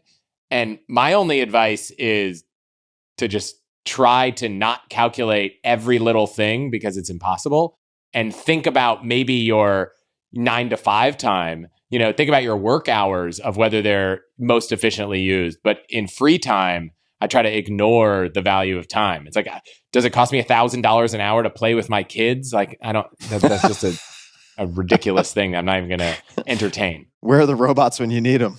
Don't worry, they're coming. Soft hands. Don't be the first of 100 parents to test them out. So looking at what I've done, I also want to ask you about the future of travel. So I'll just plant that seed, like what you think this space is going to look like in the next handful of years, or what innovations you'd like to see. What could I have done in the beginning, right? What would you have done differently looking at what I've accumulated? I tried to model out what you could have done and what the impact would have been. Oh boy. And my rough answer, and I built this whole, this optimizers tool, which was like, you could basically put in how much you spend, and you could check off which cards you have and see other cards and see how much better it would be if you had other ones.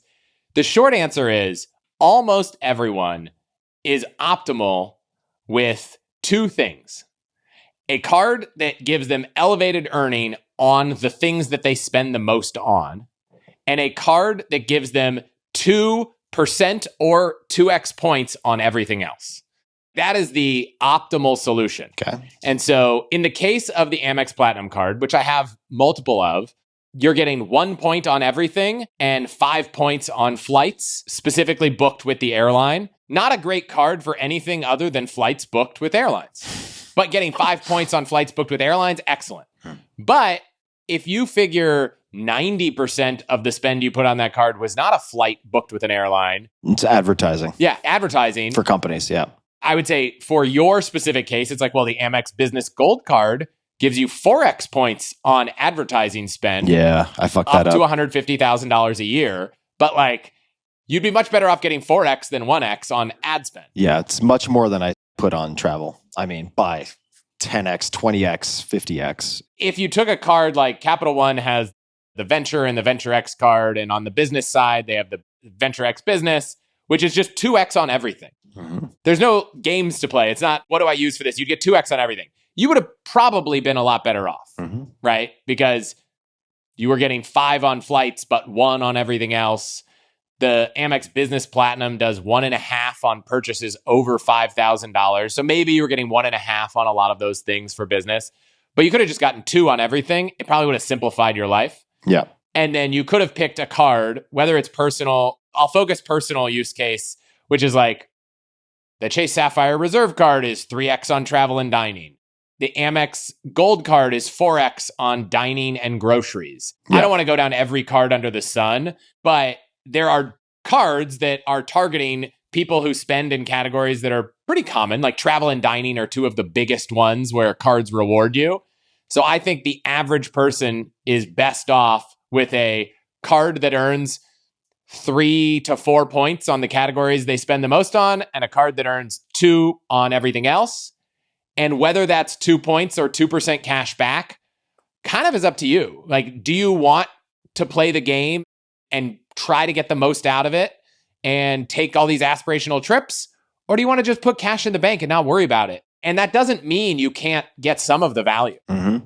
If we loop back to one example I shared, the Caprocot Hotel, beautiful hotel. Yep. It was 120,000 Hilton points per night. Hilton points, when I booked the hotel, were on sale for half a cent each. So there's this crazy arbitrage that required no playing the points game, which was a night at the hotel was like $3,000 or 120,000 points. But on the website, the same day, you could just buy 120,000 points for $600. So someone who'd been playing the cashback game their whole life could just go to the Hilton website, buy 120,000 points for $600, book the $3,000 room for 120,000 points, and get effectively the same elevated value that I got from playing the points game without ever playing the points game. Yeah. That was on the same website? I mean, that was just on Hilton.com. The Hilton points are notorious for going on sale all the time. I will say, you can't buy Chase points. You can't buy Amex points. Airlines points go on sale from time to time. Yep. There are places where you could buy points from airlines if you see an amazing deal. Mm-hmm. And I would encourage people to do that, right? Like, let's say you have no points and you're about to take a big international trip.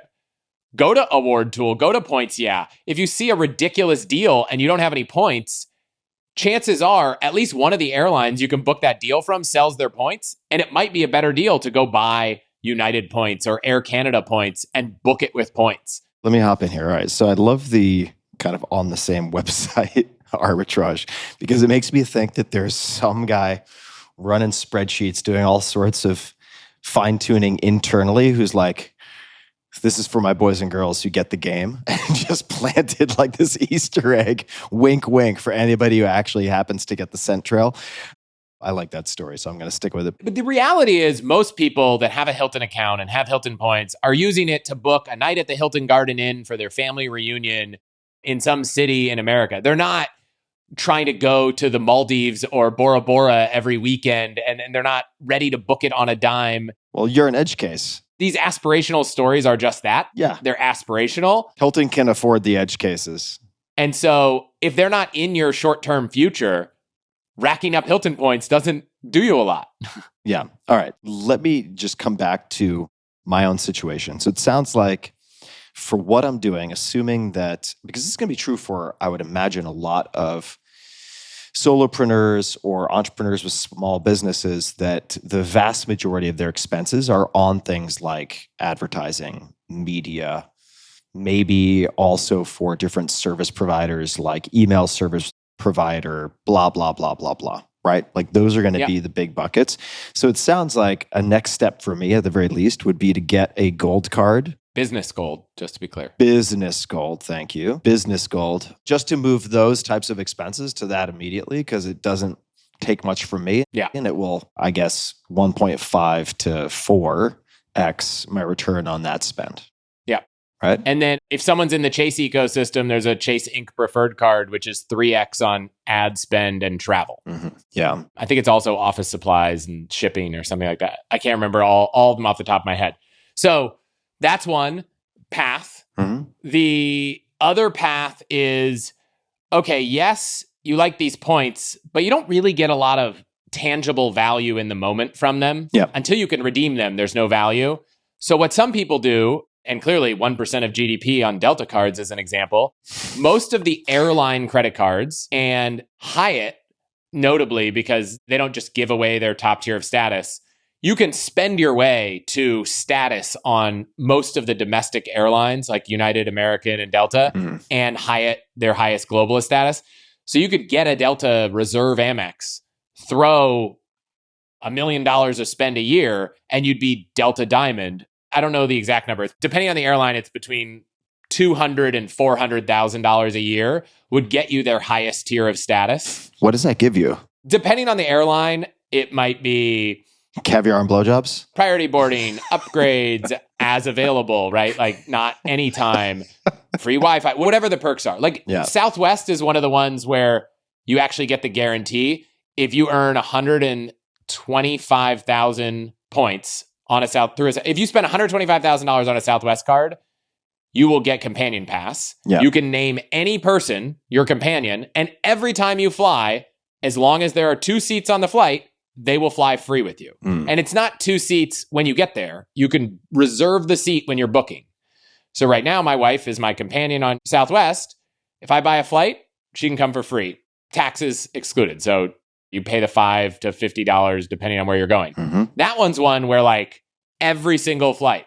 So if you flew Southwest a lot, which I'm guessing you don't, spending $125,000 on a Southwest card, bring your companion for free. I know a lot of people, my sister-in-law actually, and her husband, they own a handful of small businesses in Colorado, and they have 2 kids. They put a ton of their business expenses on 2 different Southwest cards. They each have companion pass because of it. All the points and miles they've earned from Southwest, they use to buy flights for them, and their kids fly free with them everywhere they go. Yeah, that makes sense. Could they have had more Amex points or Chase points if they played the game differently? Maybe. But right now, do they get to take vacations all the time with their family and never pay for any of it? And their kids' flights are always free. Their flights are paid with the points they earn on the card. Yeah, pretty cool. Like, they don't think about the cost of travel. Now, they can only go where Southwest goes if they want to go for free. So trade-offs. Yeah, I mean, it's all trade-offs. And I actually do sometimes fly Southwest. You'd be surprised to know. It's not all the time, but Southwest and JetBlue, I actually fly with some regularity. That's a story for another time. But I just share that someone who spends a lot of money for their business or their person, the optimal solution might be to get a card that matches their expenses or a 2x, 2% card and just throw all the business expenses on those cards. And for that case, Bank of America similarly has business cashback cards that if you put $100,000 in a business bank or brokerage account, you get 2.625% back on every business transaction. Like that's the primary business card we use. Which was that again? The way Bank of America works, they have this program called Preferred Rewards.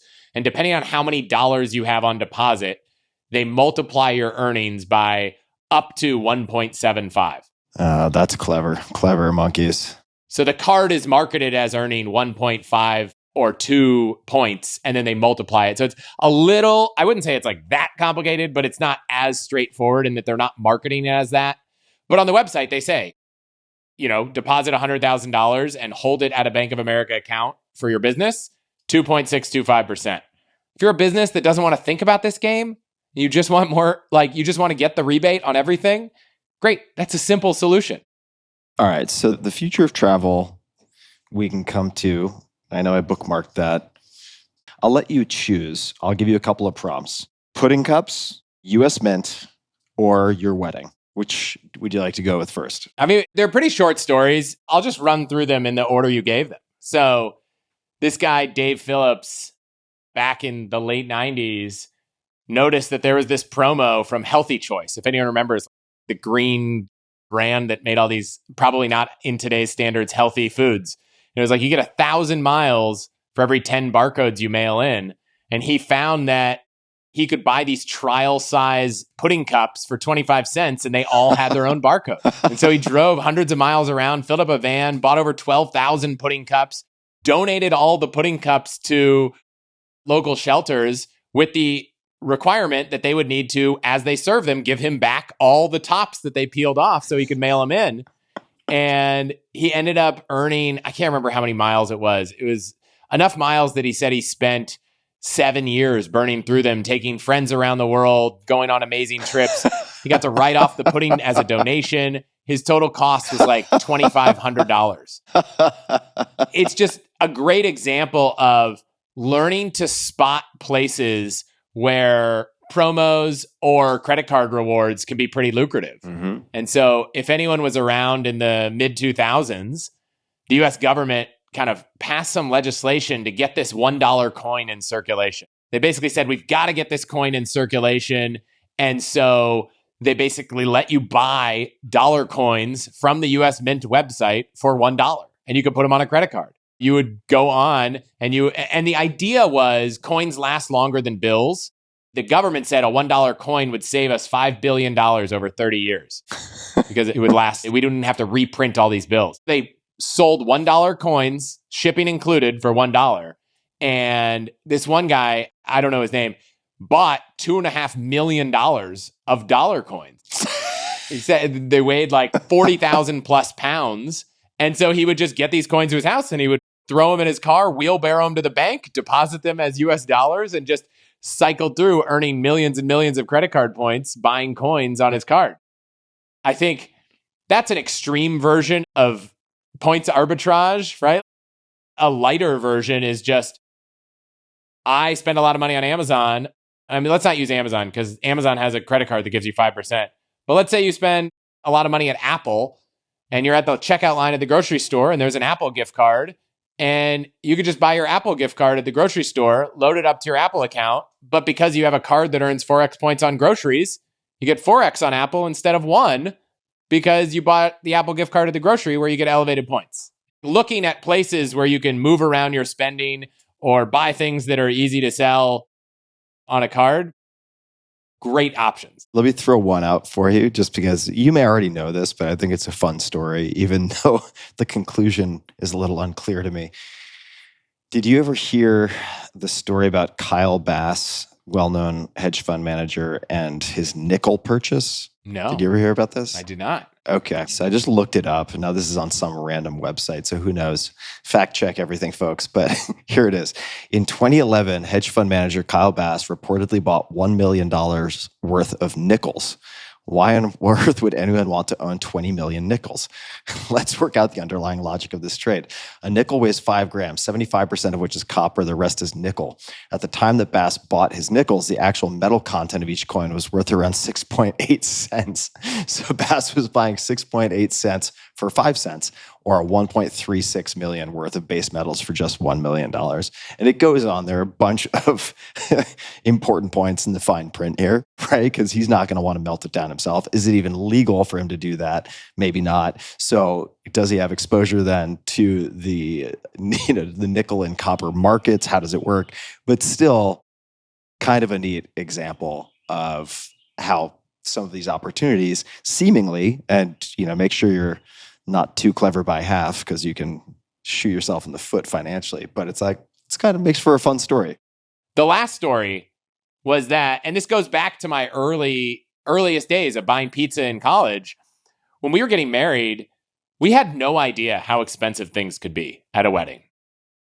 This guy who was kind of a successful entrepreneur in Silicon Valley had this amazing wedding video he shared. And I was like, well, that was really cool. I'd love a wedding video like that. So I looked at who produced it and I emailed them. And they were like, yeah, we'd love to do your wedding. I was like, awesome. How much is it? And the woman was like, it was like $13,000. I was like, no, sorry. I thought a wedding video would be like a fun thing to have, but $13,000 was like a meaningful portion of our entire wedding budget. I can't spend this on a wedding. And I'd been talking to this woman, unfortunately, for like 3 or 4 calls before I knew the price. And she was like, your wedding sounds fun. You're a cool person. I'd love to do it. And I was like, yeah, I don't know what to tell you. And I had been talking about our honeymoon and we were going to the Seychelles. And that was the plan for our honeymoon. And she was like, gosh, it would be fun to do your wedding. She's like, man, I'd love to hear the story of how your honeymoon goes. I've always wanted to go to the Seychelles. And I was like, really? You've always wanted to go to the Seychelles? The street price of 2 business class tickets to the Seychelles is like $20,000. But the actual cost to me in miles is like $2,000. So I offered her, I said, look, what if I sent you and your husband to the Seychelles in business class whenever you want to go? We'll find a time where the flights work. I will book you there. You will save $20,000 if you otherwise would have bought the ticket. I'll do it with points. What do you think? And she was like, let's do it. And so she agreed to do the wedding. The only cost we had was we paid for the hotel rooms for the videographer because that was a real cost. But all the time cost and editing cost, she ate. And it turns out at the time she wanted to go, it was harder to find the Seychelles, so we sent her and her husband from Colorado to Mauritius in business class. They had an amazing trip. I would say the lesson here is, you can always find ways to negotiate anything. That's one of my principles.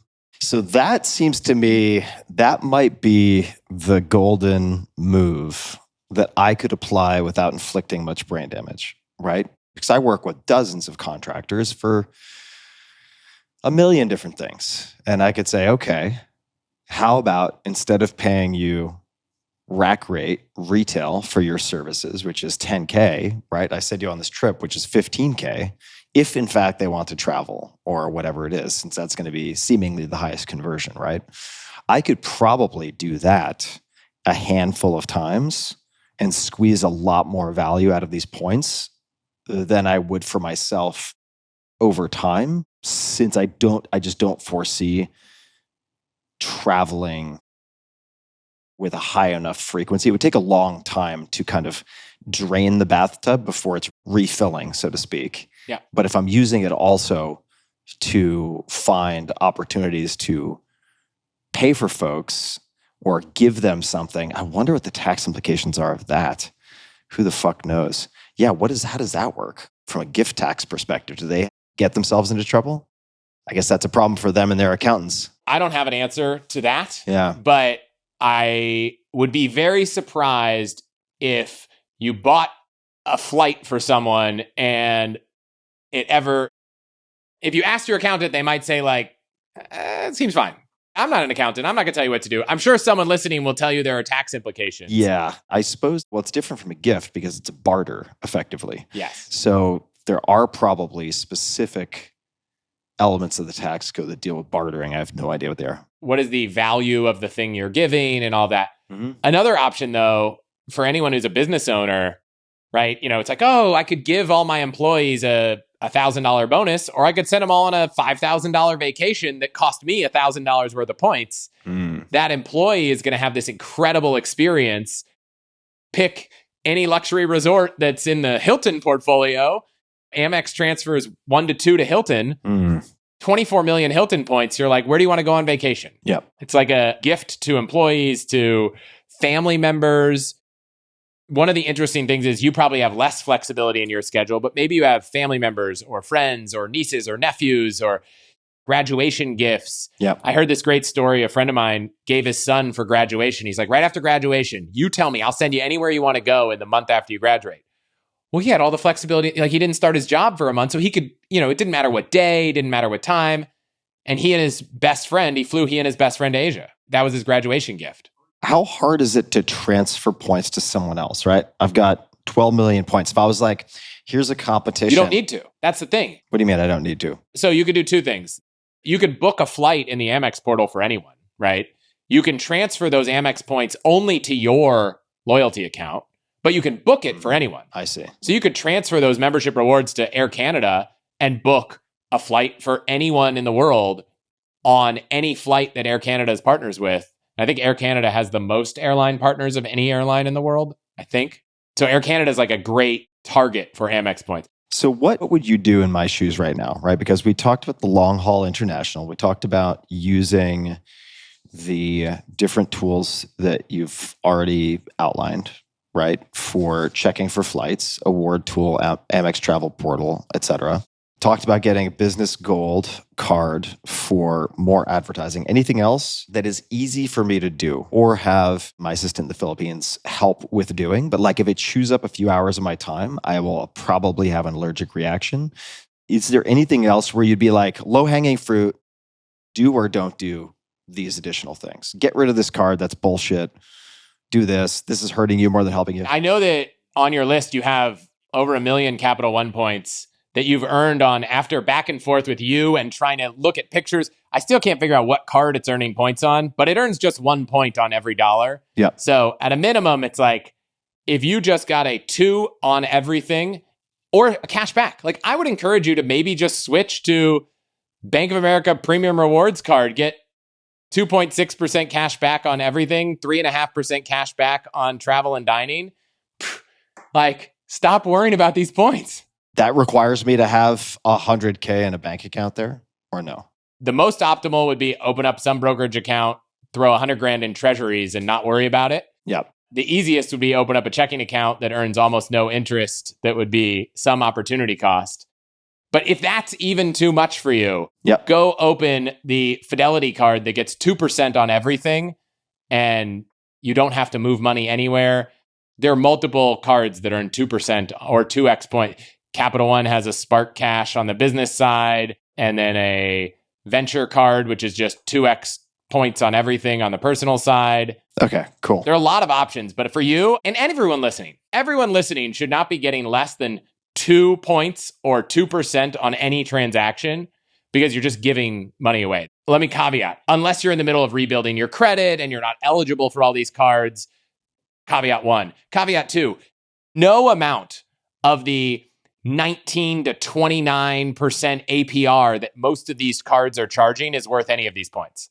We should have rewind. Anyone that's thinking about optimizing their credit card game, if you can't pay your balance off in full each month, is not worth it. Stop. Do not pass go. Do not do any of these strategies.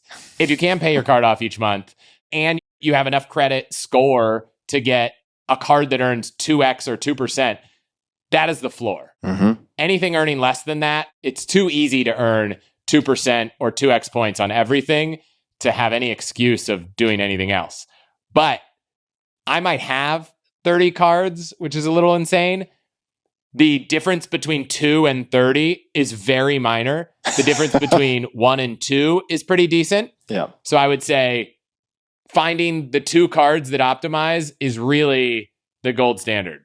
Yeah, I mean, I just have to give credit again where credit is due, but you've turned your obsession / sport / optimizer's curse also into your business, right? So there is actually much more so than the average duck walking around doing this behind closed doors, an upside to you to experiment, which is what you like doing in the first place. So it's a very beautiful solution that checks a lot of boxes. So congratulations again on that. I feel lucky that I basically just started recording a day in the life of myself.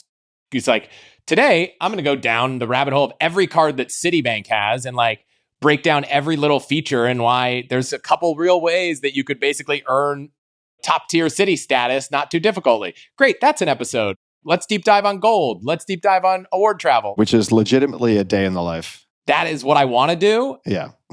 And I get to share it.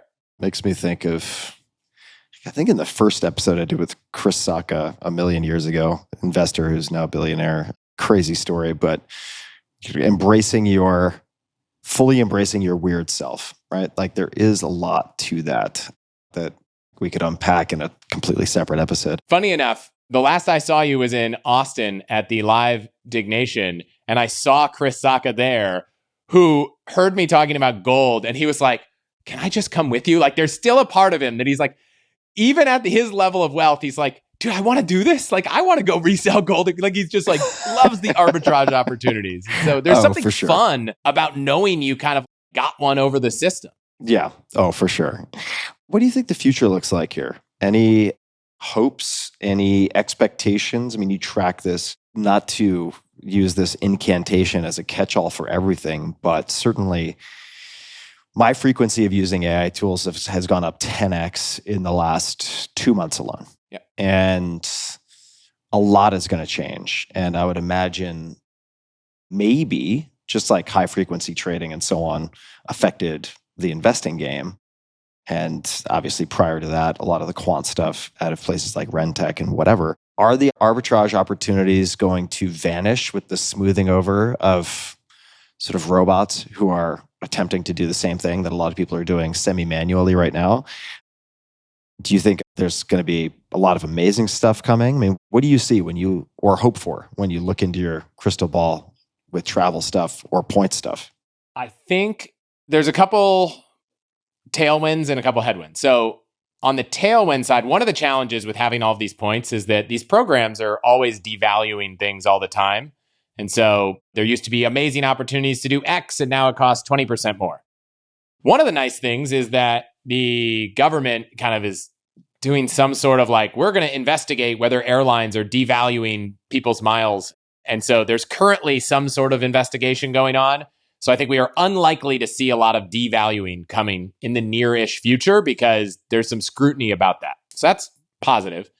There is this Credit Card Competition Act that's been tried to be passed. The idea being, we didn't talk about this, but the way all of this is funded is that when you swipe your credit card, there is a fee that the merchant pays to use your credit card. Yeah.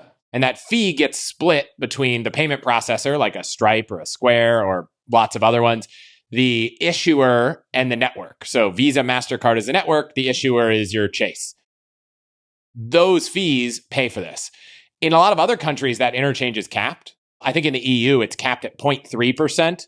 And in the US, it can be as high as 3%.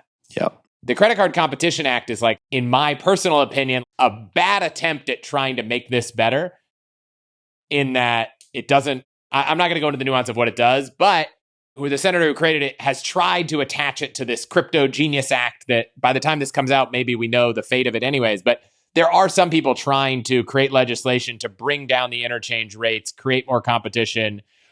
If interchange was 0.3%, you would not be earning all these cash back and points on anything. Mm-hmm. That's why cards in Europe are much less lucrative, if not completely foreign concept. If that happens, great. The reality is it seems like merchants are not going to all of a sudden drop their prices if their fees go down. Like, we've seen multiple cases with tariffs, with other things, that's not usually the behavior that happens. So that's on the point side. I think it's become a lot easier to use your points with all these tools. And I think AI will make those tools even better. You'll just be like, I want to go to Japan. It'll be like, boop, boop, boop, boop, boop, boop, based on everything you have, based on everything that's out there, here's the optimal way to do it. On one hand, that's kind of a bummer for the people who understand the system now. If everyone can understand the system, then those outsized return options are less. That said, one of the ways that outsized value comes is from still doing things that are like, I'm not going to look from SF. I might look from the West Coast. I don't care where I'm going to stay. Find me the best deal. So I think it'll be a while before the average person thinks that way. I think the average person, whether an AI tool is doing the searching or not, is like, I want to go here. How do we go to Paris in June? Not, what's a great deal I could get? And I'm willing to buy a ticket to Austin and fly to Paris from Austin if that's awesome on a separate airline and a separate ticket. Yeah. I think AI keeps blowing my mind every month. So who knows? Maybe it'll understand all of this and help us all redeem our points in way better ways. And maybe this scrutiny will prevent airlines from devaluing and we'll all win. But I still think there will always be edge cases around how to do it and ways to find the optimal inventory flights that will leave some upside for those of us who spend a little bit more time being ahead of the curve. And I'm glad that it's easier for more people to do that. Like, it was really hard 10 years ago to get crazy value. Now it's easier. I think it'll get a little easier, but I still think there'll be a lot of upside for people who pay attention to what's going on. As for travel in general, I'm not sure what AI's influence will be on airlines and hotels and all that. I haven't really thought too deeply about it. It seems like it solves a lot more aspects of my life than leisure travel or even business travel. Big question mark for me. Not the slightest clue, frankly. I mean, I'm hoping it can reduce a lot of friction, but how it does that, what the form factor is, how people interact with it, no idea at this point. So TBD. I was talking to someone and they were like, on booking.com, this website said the room had 2 beds, and on all the other portals, it said it had 1. And then I called the hotel and they were like, we have 2. Like, so some story like that. It's like the moment you have a travel scenario where AI booked the wrong thing, you're like, I would rather just do this myself. Yeah. Get to the airport and the flight was wrong. It was on the wrong day. I don't know. I'm not going to let an AI book my travel, but I might let it do some exploration. I do think when it comes to itinerary planning, if anyone is planning a trip anywhere and is not using AI to think about where to go, what to do. Oh my God.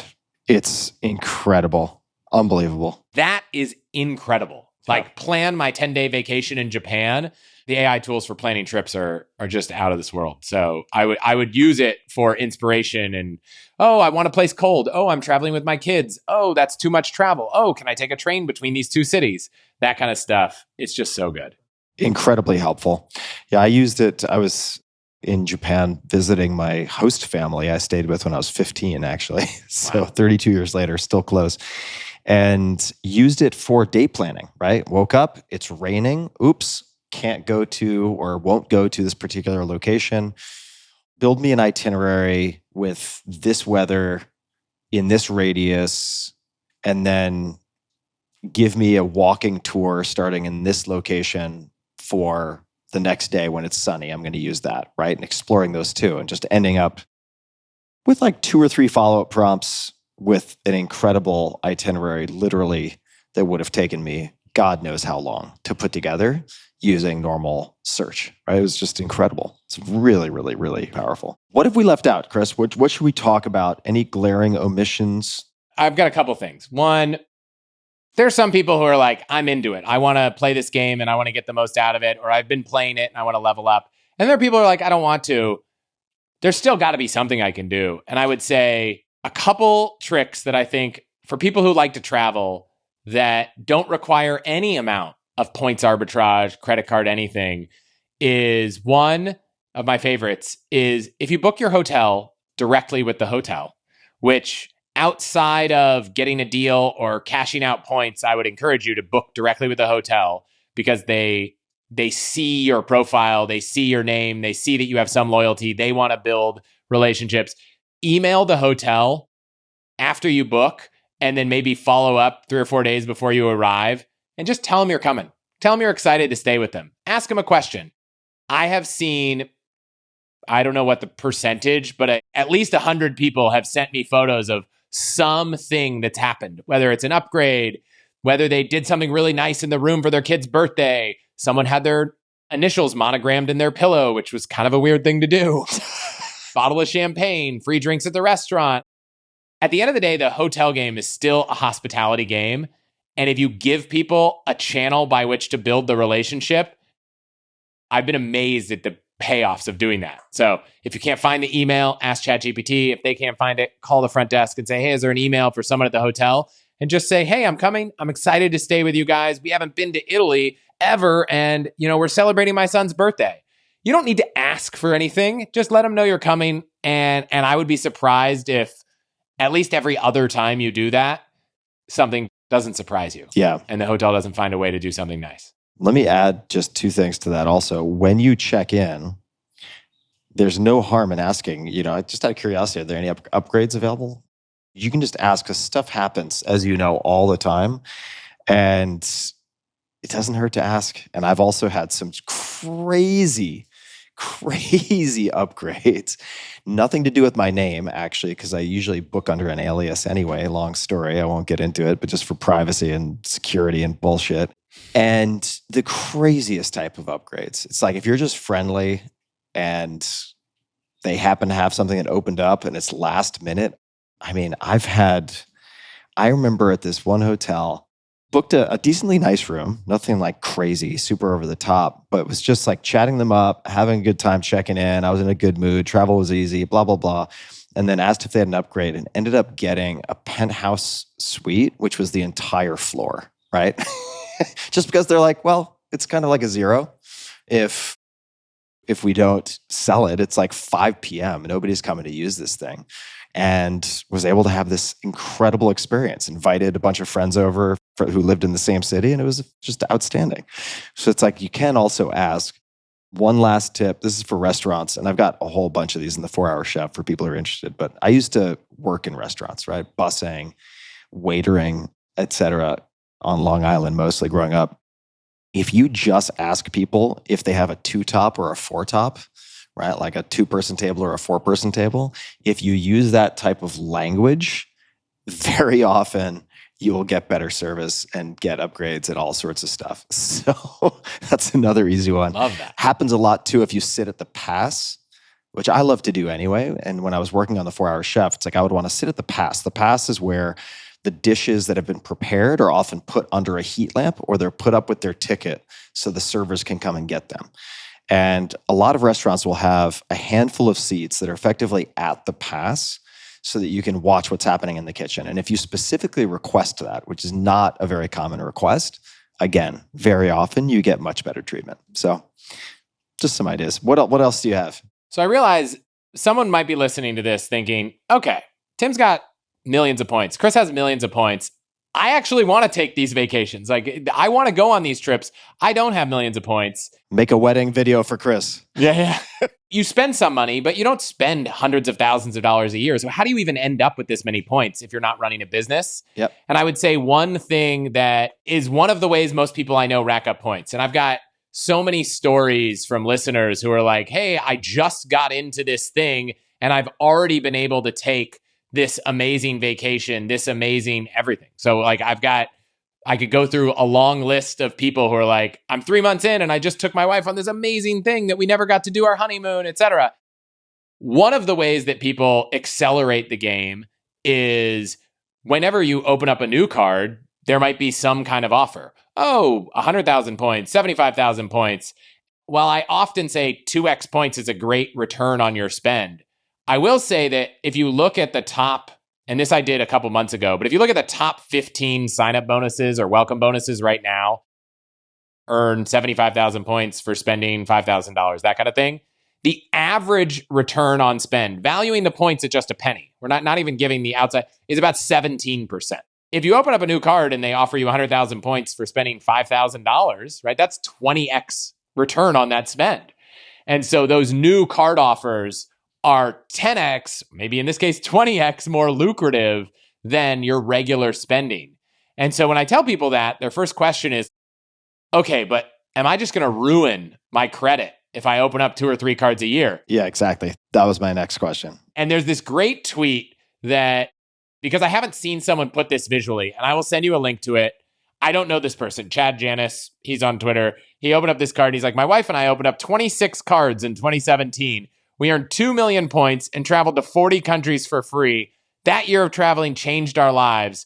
Most people ask, what happened to your credit score? What do you want to know? And he showed this chart where his wife, Hannah, her credit score went from 670 to 798. And his went from 794 to 805. So I just want to dispel this myth of, opening up a handful of cards totally torching my credit. So what I will say is, what you don't want to do, and I should have said this earlier, if you've had a card for 20 years and you just realized in this episode that it's the worst card you've ever had and it earns nothing, I wouldn't go out and cancel it, because one of the components of your credit score is the average length of credit history. Oh. So what you don't want to do is close the card that you've had for 20 years that's like the anchor in that average. What you could do is just leave it open. No, wait, question for you. When you cancel, because I'm glad you said that, because I was like, oh, I'll kill my Capital One card and hop to whatever. If I were to close down the Capital One card, which I've definitely had for probably 20 plus years. Yep. I think might have been my first credit card, because long story, believe it or not, I wanted to work at Capital One when I was going to graduate from college. Didn't get the job, probably a blessing in disguise, but no offense to Capital One. But they were doing amazing stuff with direct marketing at the time, which was interesting to me. Anyway, if I were to close that, does it remove that entirely from my average, or does it just stop it so that now it's 20 point whatever years and it's not going to keep growing? I believe your average age of credit is only looking at the active lines. Ooh, brutal. Okay. There are a lot of things that you should not do. Before you close a credit card, I think there's kind of 3 choices you can make. One, if there's no annual fee, you just leave it open. Yeah. There's not a lot of risk. Just leave it open. In the Capital One case, you can product change it to another card more often than not. So you could call Capital One and say, what are my options for this card? And they might say, oh, you could move it over to a venture card and earn 2 points per dollar on everything. Would you rather have that card? Yep. And you could just change it to another card that you do want. Mm-hmm. Now, the counter to that is, if you wanted to get that 75,000, 100,000 point sign-up bonus on a card, you won't get it when you change cards. Yep. So you could be better off just opening that other card up and leaving the Capital One card there. So if it has no annual fee, you can just leave it there. My ritual, I would give you 2 options. One, put 1 recurring charge that's small on it and set it to auto pay. Put your Spotify subscription. That way they never close it for inactivity. Yep. Or I have this ritual where around the holidays, I just kind of like go through all the old cards and I just make sure I put a charge on each of them. My oldest card was a United card that I got in college, and I didn't use it for 4 years and they just closed it. And I was pretty bummed. I could have avoided that. Or if that charge has an annual fee, you can usually product change it down. Yep. Let's say you open the Chase Sapphire preferred card, you don't use it anymore, but it's your oldest card. You could downgrade it to the Freedom or the Freedom Flex card, no annual fee, not going to cost you anything. Or if the annual fee is what's holding you back, you can call the bank and say, hey, it's a high annual fee. I'll keep the card open, but what are you going to do for me? And sometimes they might say nothing. Sometimes they might say, well, this year we'll waive the annual fee. You don't have to pay it this year. You're kind of kicking the can down the road a little bit, but there have been some great retention offers, just asking if there are anything that they could do for you. Let's do a retrospective real quickly then on my Amex. So I signed up ages ago, 20 plus years ago, for Platinum in part, and this is where AI is going to change things also, because you and I spoke about this at the time, as I remember it at least, it gave you access to Amex Platinum Concierge. And I used the fuck out of that thing. Like, I had them put together reports. I was like, I'm considering getting a high altitude simulation tent. This was for the 4-hour body research. And I want you to look at, identify the 4 or 5 best models. This is back in the day, right? This is probably 2008, 2009. And they put together the most excellent, it's unbelievably good, like 10-page Word document and send it to me. And so I would use the concierge service for things like that. I don't know if it continues to perform at that level because I have other tools at my disposal now, but I think it's what, $175 a year, something like that? It's probably the annual charge. The Platinum card now, I think, is $695. Oh, fuck me. Okay, so it's $695 a year. All right, is that worth it? Or in what cases is that worth it? Or should I just product down to gold and call it? Yeah, I would say the concierges have been less lucrative in recent past than before. Yeah. And on the personal side, the personal Platinum, the primary benefit of it is you'll get a Priority Pass membership, or you can go to Amex Centurion lounges. Priority Pass is like a lounge network at airport lounges. I only use my Amex Platinum card for flights. My wife and I each have one. Obviously, we could put all our flights on one of them. So I believe that I am able to take the coupon book of perks that the Amex Platinum gives you and get more value than the annual fee. But I would say, knowing you and how many hoops I don't think you want to jump through, you probably wouldn't. Yep. The question would be like, do I spend enough on flights that holding this card to get elevated points on flights is worth it? On the business side, I think you should absolutely keep it, because redeeming your points is going to be worth 1.54 cents if you have the business platinum versus 1 cent if you don't. Just booking flights, no hassle, no searching for availability, just booking it with Amex Travel using your points. On the personal side, I don't know. I only use my personal platinum card for booking flights. You could downgrade it to a gold card and not have it drop off your credit. Another important thing, most business cards don't show up on your credit report. So if you've had a business card for 20 years that you don't use and it doesn't show up on your credit report, which, by the way, annualcreditreport.com, it's not a scammy website. It's like sounds like a scammy website. Sounds scammy. But it's like a government sanctioned website that lets you just check your credit report, I think, every week. Annualcreditreport.com. Is that your phishing site to steal everyone's email addresses? You can get a free credit report every week from Annual Credit Report. It's authorized by the government. You could see what cards are on there. You won't get your credit score. Most credit cards give you a free credit score. Credit Karma gives you free credit scores. There is a difference between the FICO score, which is like a private company that looks at your credit report and comes up with a score, and then the Vantage score, which is an alternative. You can go down my credit report score episode if you want to go down there. But yeah, I would say you could go look, but business cards won't have an impact when you cancel them because they usually don't show up on there. So question, looking at credit score is something I feel like I can wrap my head around.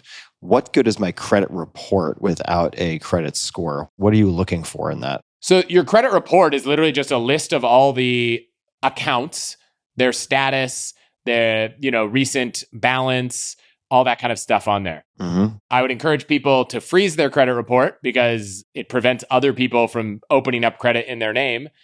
I would remind you that if you're going to apply for a credit card, you should unfreeze it while you do that, or you will most certainly not get approved because they need to access your credit report. But the report is the thing. What happens is there's a company called the Fair Isaac Corporation, which is FICO. They basically look at your credit report and then have an algorithm that creates a score that makes it easier for lenders to make decisions off of.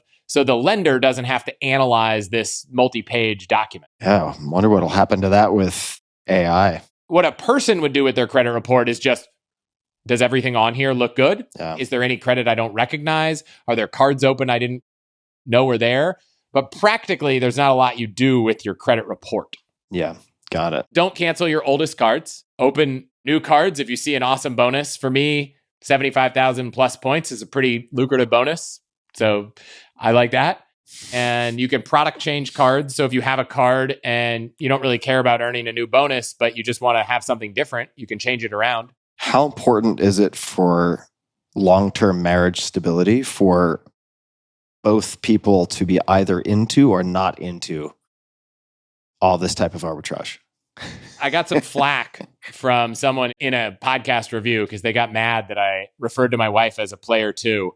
They're like, we're not living in a simulation. This is not a video game. And in the points and miles world, the player terminology is just like standard nomenclature, but it is very common for people to have one person who's like the primary and another person who's kind of like, just tell me which card to use.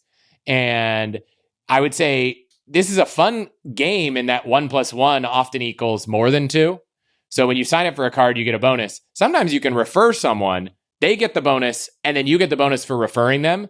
So I know lots of couples who will like both open a card, but one will refer them and they'll end up with like 2.5 times as many points because of the referral plus the sign up. And if there's a great 100,000 point bonus, 2 people can have it, right? They're completely separate on your credit report because they're separate people. Playing the game with a partner can be fun. I will advise you something that I have learned the hard way-ish. Just keep your spouse as informed as they want to be. Sometimes I've had fun conversations with my wife and she's like, is this the credit card that you opened without talking to me? You know, like, I was like, no, I talked to you about it. Like, I would say keep them as informed as they want to be. But if you're open, you don't need both people to be as involved in the game.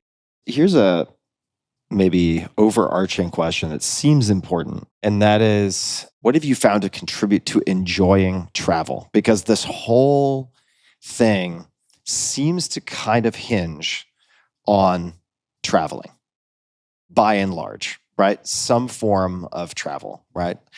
And it seems like you get the most bang for the buck if it's long haul international travel, which means if you don't enjoy those trips, there are some questions that come up about why you're playing the game to begin with. Right? Why are you a player? And maybe it's for the love of the arbitrage, and that's actually the part that you enjoy more than the redeeming of points. But let's just say that you're using the outcome to drive the process rather than simply enjoying the process. What have you learned about enjoying travel? And are you able to enjoy travel once you're traveling, or are you also constantly looking for like price arbitrage and getting the most value out of it?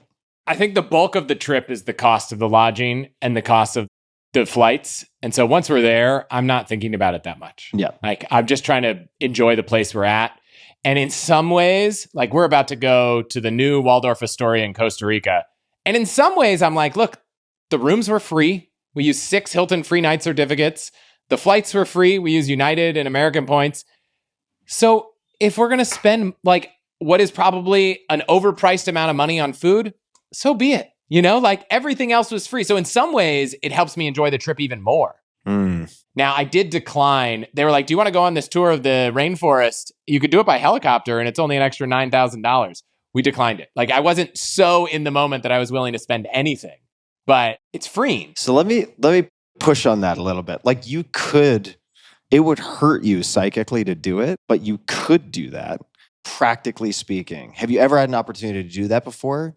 And when do you think the next opportunity would be? Like, is that not something in the interest of a life fully lived, if you can afford it, you'd have to stomach it, but like you could withstand the financial cost? Why not do that? So I did an episode with Bill Perkins, who wrote a book called Die with Zero. Yes. And so this comes to me very strongly. It was one of my favorite episodes. And I think that if there were an experience that I thought was going to really be magical, I would be willing to spend that number of dollars. In this case, it was like, do you want to go on a 2-hour drive or take the helicopter for $9,000? And I'm like, I don't know. I haven't been to Costa Rica in 20 years. My wife's never been to Costa Rica.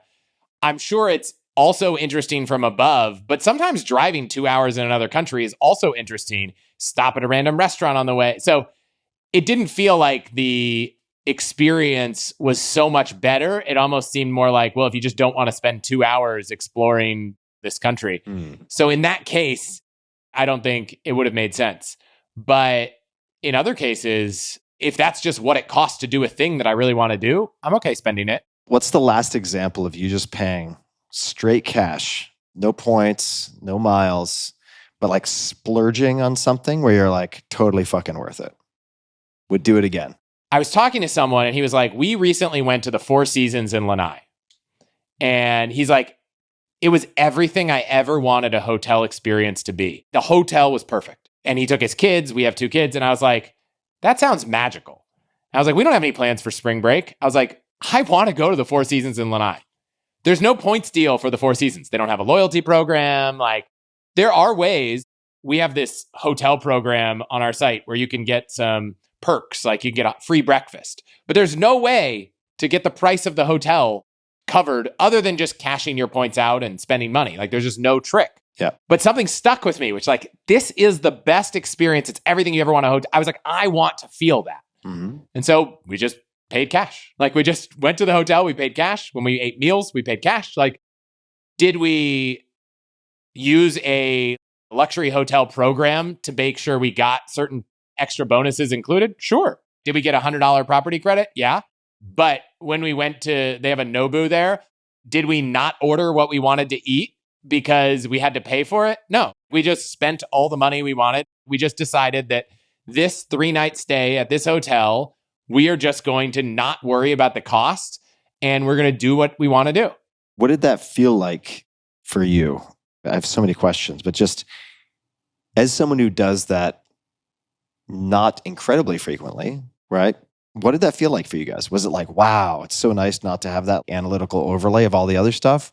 Was it like with every bite, you're just like, oh God, getting a slight punch in the testicles? 10 years ago, it would have been a slight punch in the testicles. Did you have like an expense hangover where it's like, you know, you got home and you felt like you just did a bender in Vegas and you're just like, oh, fuck, you know, it seemed like a good idea at the time.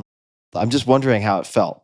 Honestly, the takeaway, my wife was like, we should do that again. That was great. We just didn't think about it. And I will say one of the nicest things about that experience that makes it even better is that hotel, during the time we went, they were doing some construction. So they were like, oh, activities are included. And you'd be surprised at how many higher end properties like don't nickel and dime everything. It's like, oh, we include free breakfast and like you could just eat whatever you want. It's not the Marriott free breakfast where you get a $15 certificate off the meal and you go to the pool and sunscreen and aloe are just free flowing. You don't have to buy them at the gift shop and stuff like that. Your room has bottles of water. In a way, we kind of paid for it at the beginning. And so once we got there, most of the expense was covered. And there's this book, Happy Money. And in it, one of the 5 kind of scientific ways to spend money that make you happier is to prepay for things. It's like when you pay for this hotel in advance and a lot of the stuff's included, you don't even really think about it. That was really nice. Do I want every vacation to be as expensive as that vacation? No. Do I want every vacation to be that great? Yes. And so it's a balance. I know that staying at Capro Cop was a similar experience. If anything, it was maybe even nicer, but we didn't have the kids. It was a different vacation. And we did do that one with points. So like it's a balance. You kind of alternate between the two, but I think it's given us permission to spend, which learning the art of spending, learning how to spend money as a frugal person is hard. And we could probably have another 2-hour conversation about that topic. Yeah. And I think I've slowly learned how to spend money at levels that are probably still behind the average for someone in my situation. And I think it's easier to do when the experience is something that I just know there's not an alternative. It'd be really hard for me to spend $10,000 a person on a flight to Japan in business class because I just know how to get that exact flight, maybe with more constraints, but I know how to get that exact same thing. But restaurants is a good example. I have no issue going to a restaurant and spending a lot of money on a meal There's not a way to do it more optimally. Am I using the right card to get the most points? For sure. I'm optimizing where I can, but I'm not choosing to only go to the restaurant that I could buy a gift card on sale for. Mm-hmm. If you go all the way back to the beginning, my goal wasn't to save money because I could just not eat the pizza. My goal was to get the pizza like everyone else and not have to pay for it or get the best deal for it. So at the end of the day, I still operate on the principle. I want to do the thing I want to do. I don't want to sacrifice the quality of life, the quality of the experience. Sometimes you can do it. Sometimes you can't. Yeah. Let's hop back to Bill Perkins for a second. So you mentioned Die with Zero. Subtitle, Getting All You Can from Your Money and Your Life. And I'll just give a quick line on it. The question, since I'll buy you some time, is going to be, what most stuck with you or stuck out to you about your conversation with Bill? Very interesting book. I've read it. Here's the description. This is diewithzerobook.com. So Die with Zero by legendary energy trader Bill Perkins details the thought-provoking framework for maximizing net fulfillment over net worth. And I believe this is from memory, but I believe Bill used to work with John Arnold, who's a fascinating character. There's a really great interview of John Arnold on Peter Attia's podcast, actually, who was also a legendary energy trader, became America's youngest billionaire in 2007 at the time. Super genius. But coming back to Bill Perkins, what is the basic premise of the book as you would describe it? And what stuck with you or stuck out to you about that conversation or the book? The biggest principle is we're all saving money, and we usually have this attitude of like, I'm going to save it and spend it in retirement. Most people end up not spending as much as they think they will because their bodies can't do all the things that they once wanted to spend their money on. And lots of people end up with more money than they wanted. And we should use that money, and we should ideally use it at times of our lives when we can get the most out of it. Yeah. And there's a bunch of concepts in there, like the concept of memory dividends, where it's like you actually benefit from doing this thing earlier because you can relive the moment, retell the story, share it with the people you went on, and look at the pictures forever. And it was a very light bulb moment for me because I had always been like tracking net worth, grow net worth, have more. And at the end, I was like, oh, I left the interview and I was like, why am I doing that? In fact, we took a trip. At the end of the interview, he challenged me to do something, and we literally planned a trip right after the interview. We're like, let's just spend the money. Let's go on the thing. And everything kind of changed. And I was like, why save more? Like, obviously, if you don't have any savings, it's good to save. But if you do have savings, what's the upside of having more money when it could be using that money now and not kind of looking at the scoreboard? And so I think we started thinking, if we've put aside enough that our savings can grow to what we will need whenever we stop working. And there's this concept of coast fire, which is, you could go search and dig into that. Then we should really be spending our money instead of saving it. Wait. Hold on. So coast fire. Now, FIRE is the financial independence, retire early, right? Yes. What is coast fire? Coast fire is this idea that I haven't saved up enough that I could stop working today. Mm-hmm.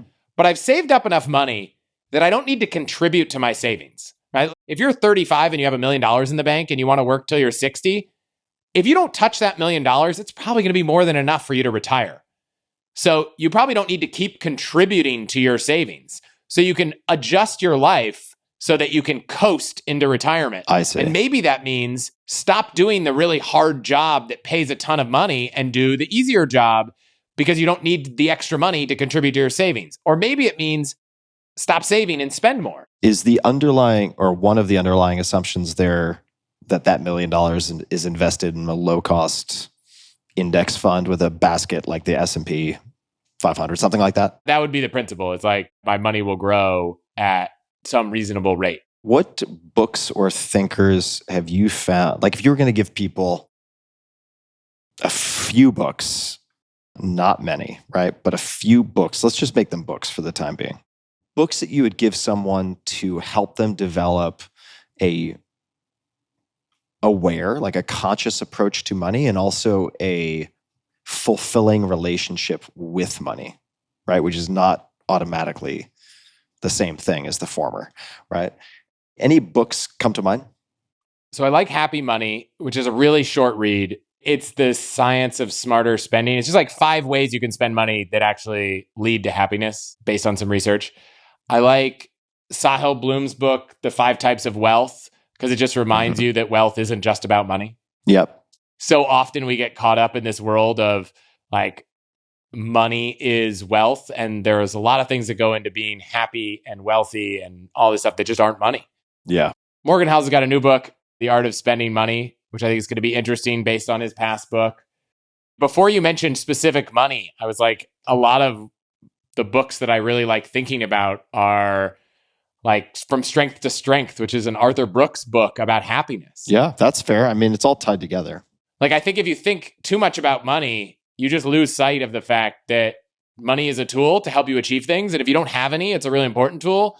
But as you have more, sometimes it just becomes a thing that you focus on way too much. Yeah. And if you can learn to be happy with whatever you have, you might not need to chase. And that chasing is like so toxic. It's such a challenge for everyone in that rat race. And I don't know, I think this isn't a book, but go dig into like the Bureau of Labor Statistics. Go like look at how people actually spend their money, because I think what you see on Instagram isn't reality. And so if you base all your assumptions on how people spend their money on data that is not true, you might think you're not in a good place. And then if you go actually look at like, what does a household with my amount of, wealth or income typically spend on based on actual data that the US government publishes and gives you for free? You'd be like, oh, wow. Not everyone in my situation is spending $100,000 on a vacation and chartering jets and all this crazy stuff that I see on the internet. Yeah, totally. So, I feel like there should be a term. There's a term called orthorexia, which can be applied to people who are basically unhealthily obsessed with physical fitness or appearance, right? So ortho, the same ortho you would find in orthopedics. And then rexia, just like anorexia, right? So orthorexia, I'm wondering if there's a term for being unhealthily obsessed with money. I was looking up in Latin, that's pecunia, I think. I'm sure I'm pronouncing that incorrectly. But like pecunorexia, there's got to be a word. There's got to be a good one. If not, I mean, I feel like AI could answer this question fast. AI will answer that question quickly. I'll let people play with it.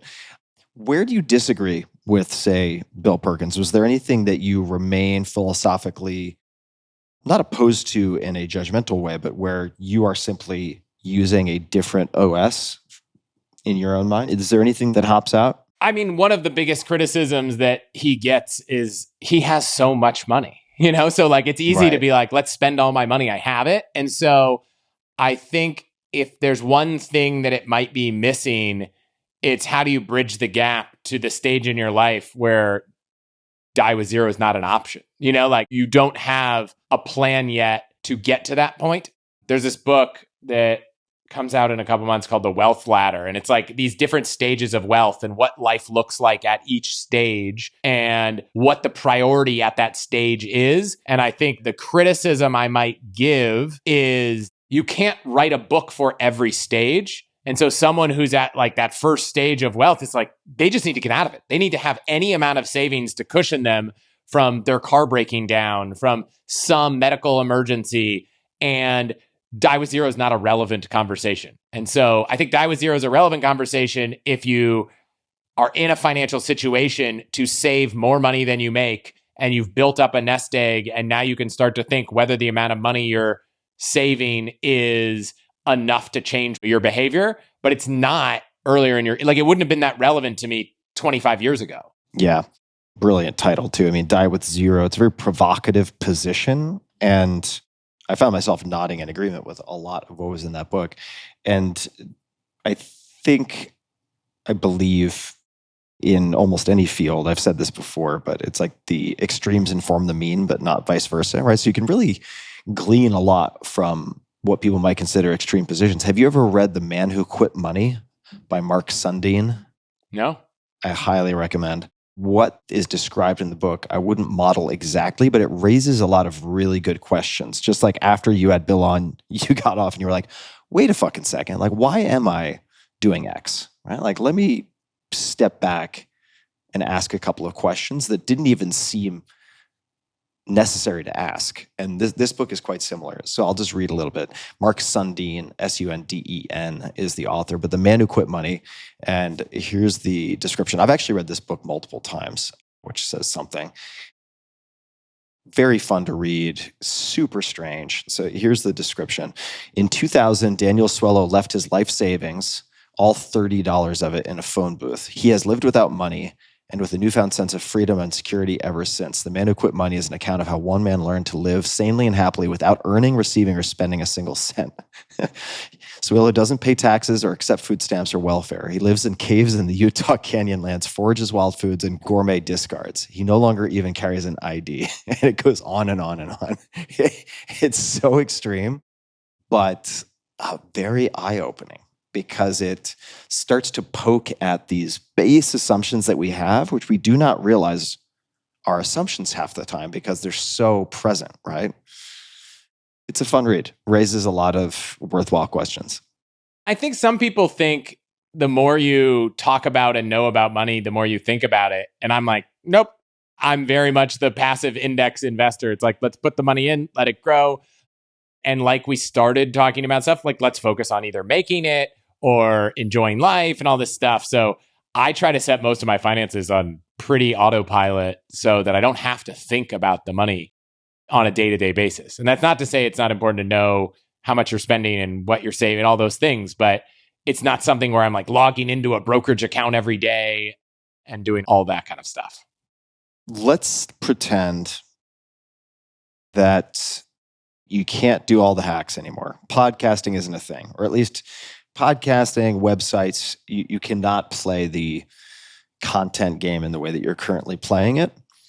If you had to start another company or get a job, work in another company of some type, what might you do?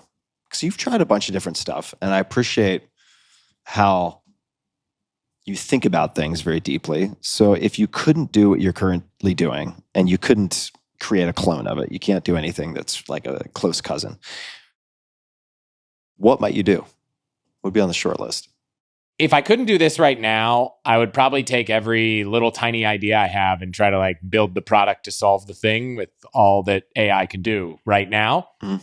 But interestingly, when I ended up at Wealthfront as a product manager, I told people, I was like, I think I could do this job for 40 years. Like the idea that my job is to go talk to people, consumers, understand their perspectives in a space I care about, and just build products to make their lives easier. That was awesome. Yeah. The idea that we're just going to build products that simplify something that is complicated for other people so that they can just get on with their day and focus on their life and not get caught up on it. I think if the podcast never happened, I would still happily be in that job. Yeah. So I don't have the kind of ego of I have to work for myself. I need to go do my own thing. I think I just like building stuff. And so I'd be building something. I don't know what that is. And a couple of the ideas I've had in the recent past are all kind of tangential to what I'm doing. So they feel like a cop-out if I told you, oh, I just start a blog reviewing financial products. It's like, well, it's kind of like similar to what I'm already doing, or build a future travel agency. Yeah, well, we kind of do that on the side. Like I don't know what that would be. Everyone always tells me, Chris, you should go launch a credit card because like you have all these opinions. But I think at the end of the day, the economics to make it work and be competitive just require an immense amount of scale that I don't know if I have it in me to go do that thing, like give up 10 years of your life to go build this crazy thing. I'm not compelled. Sounds really unpleasant. I mean, what would be the reason to do it? Sounds very uncompelling. I don't know. I feel very much like the Mexican fisherman a little bit, where it's like, there was a time in my life, and for anyone who doesn't know this parable, which I'm guessing you've referenced in the past. Version of it was in the 4-Hour Workweek. Yeah. The idea that this guy's a happy fisherman, living his life, fishing all day, hanging out with his friends, spending time with his family. Playing guitar over beers at night with his family and friends. Exactly. And someone's trying to convince him to go build a bigger and bigger fish company. And then he's like, and at the end, what do I do once I've done that? He's like, well, now you can hang out with your friends and fish and go drink beers. And he's like, well, that's what I'm doing already.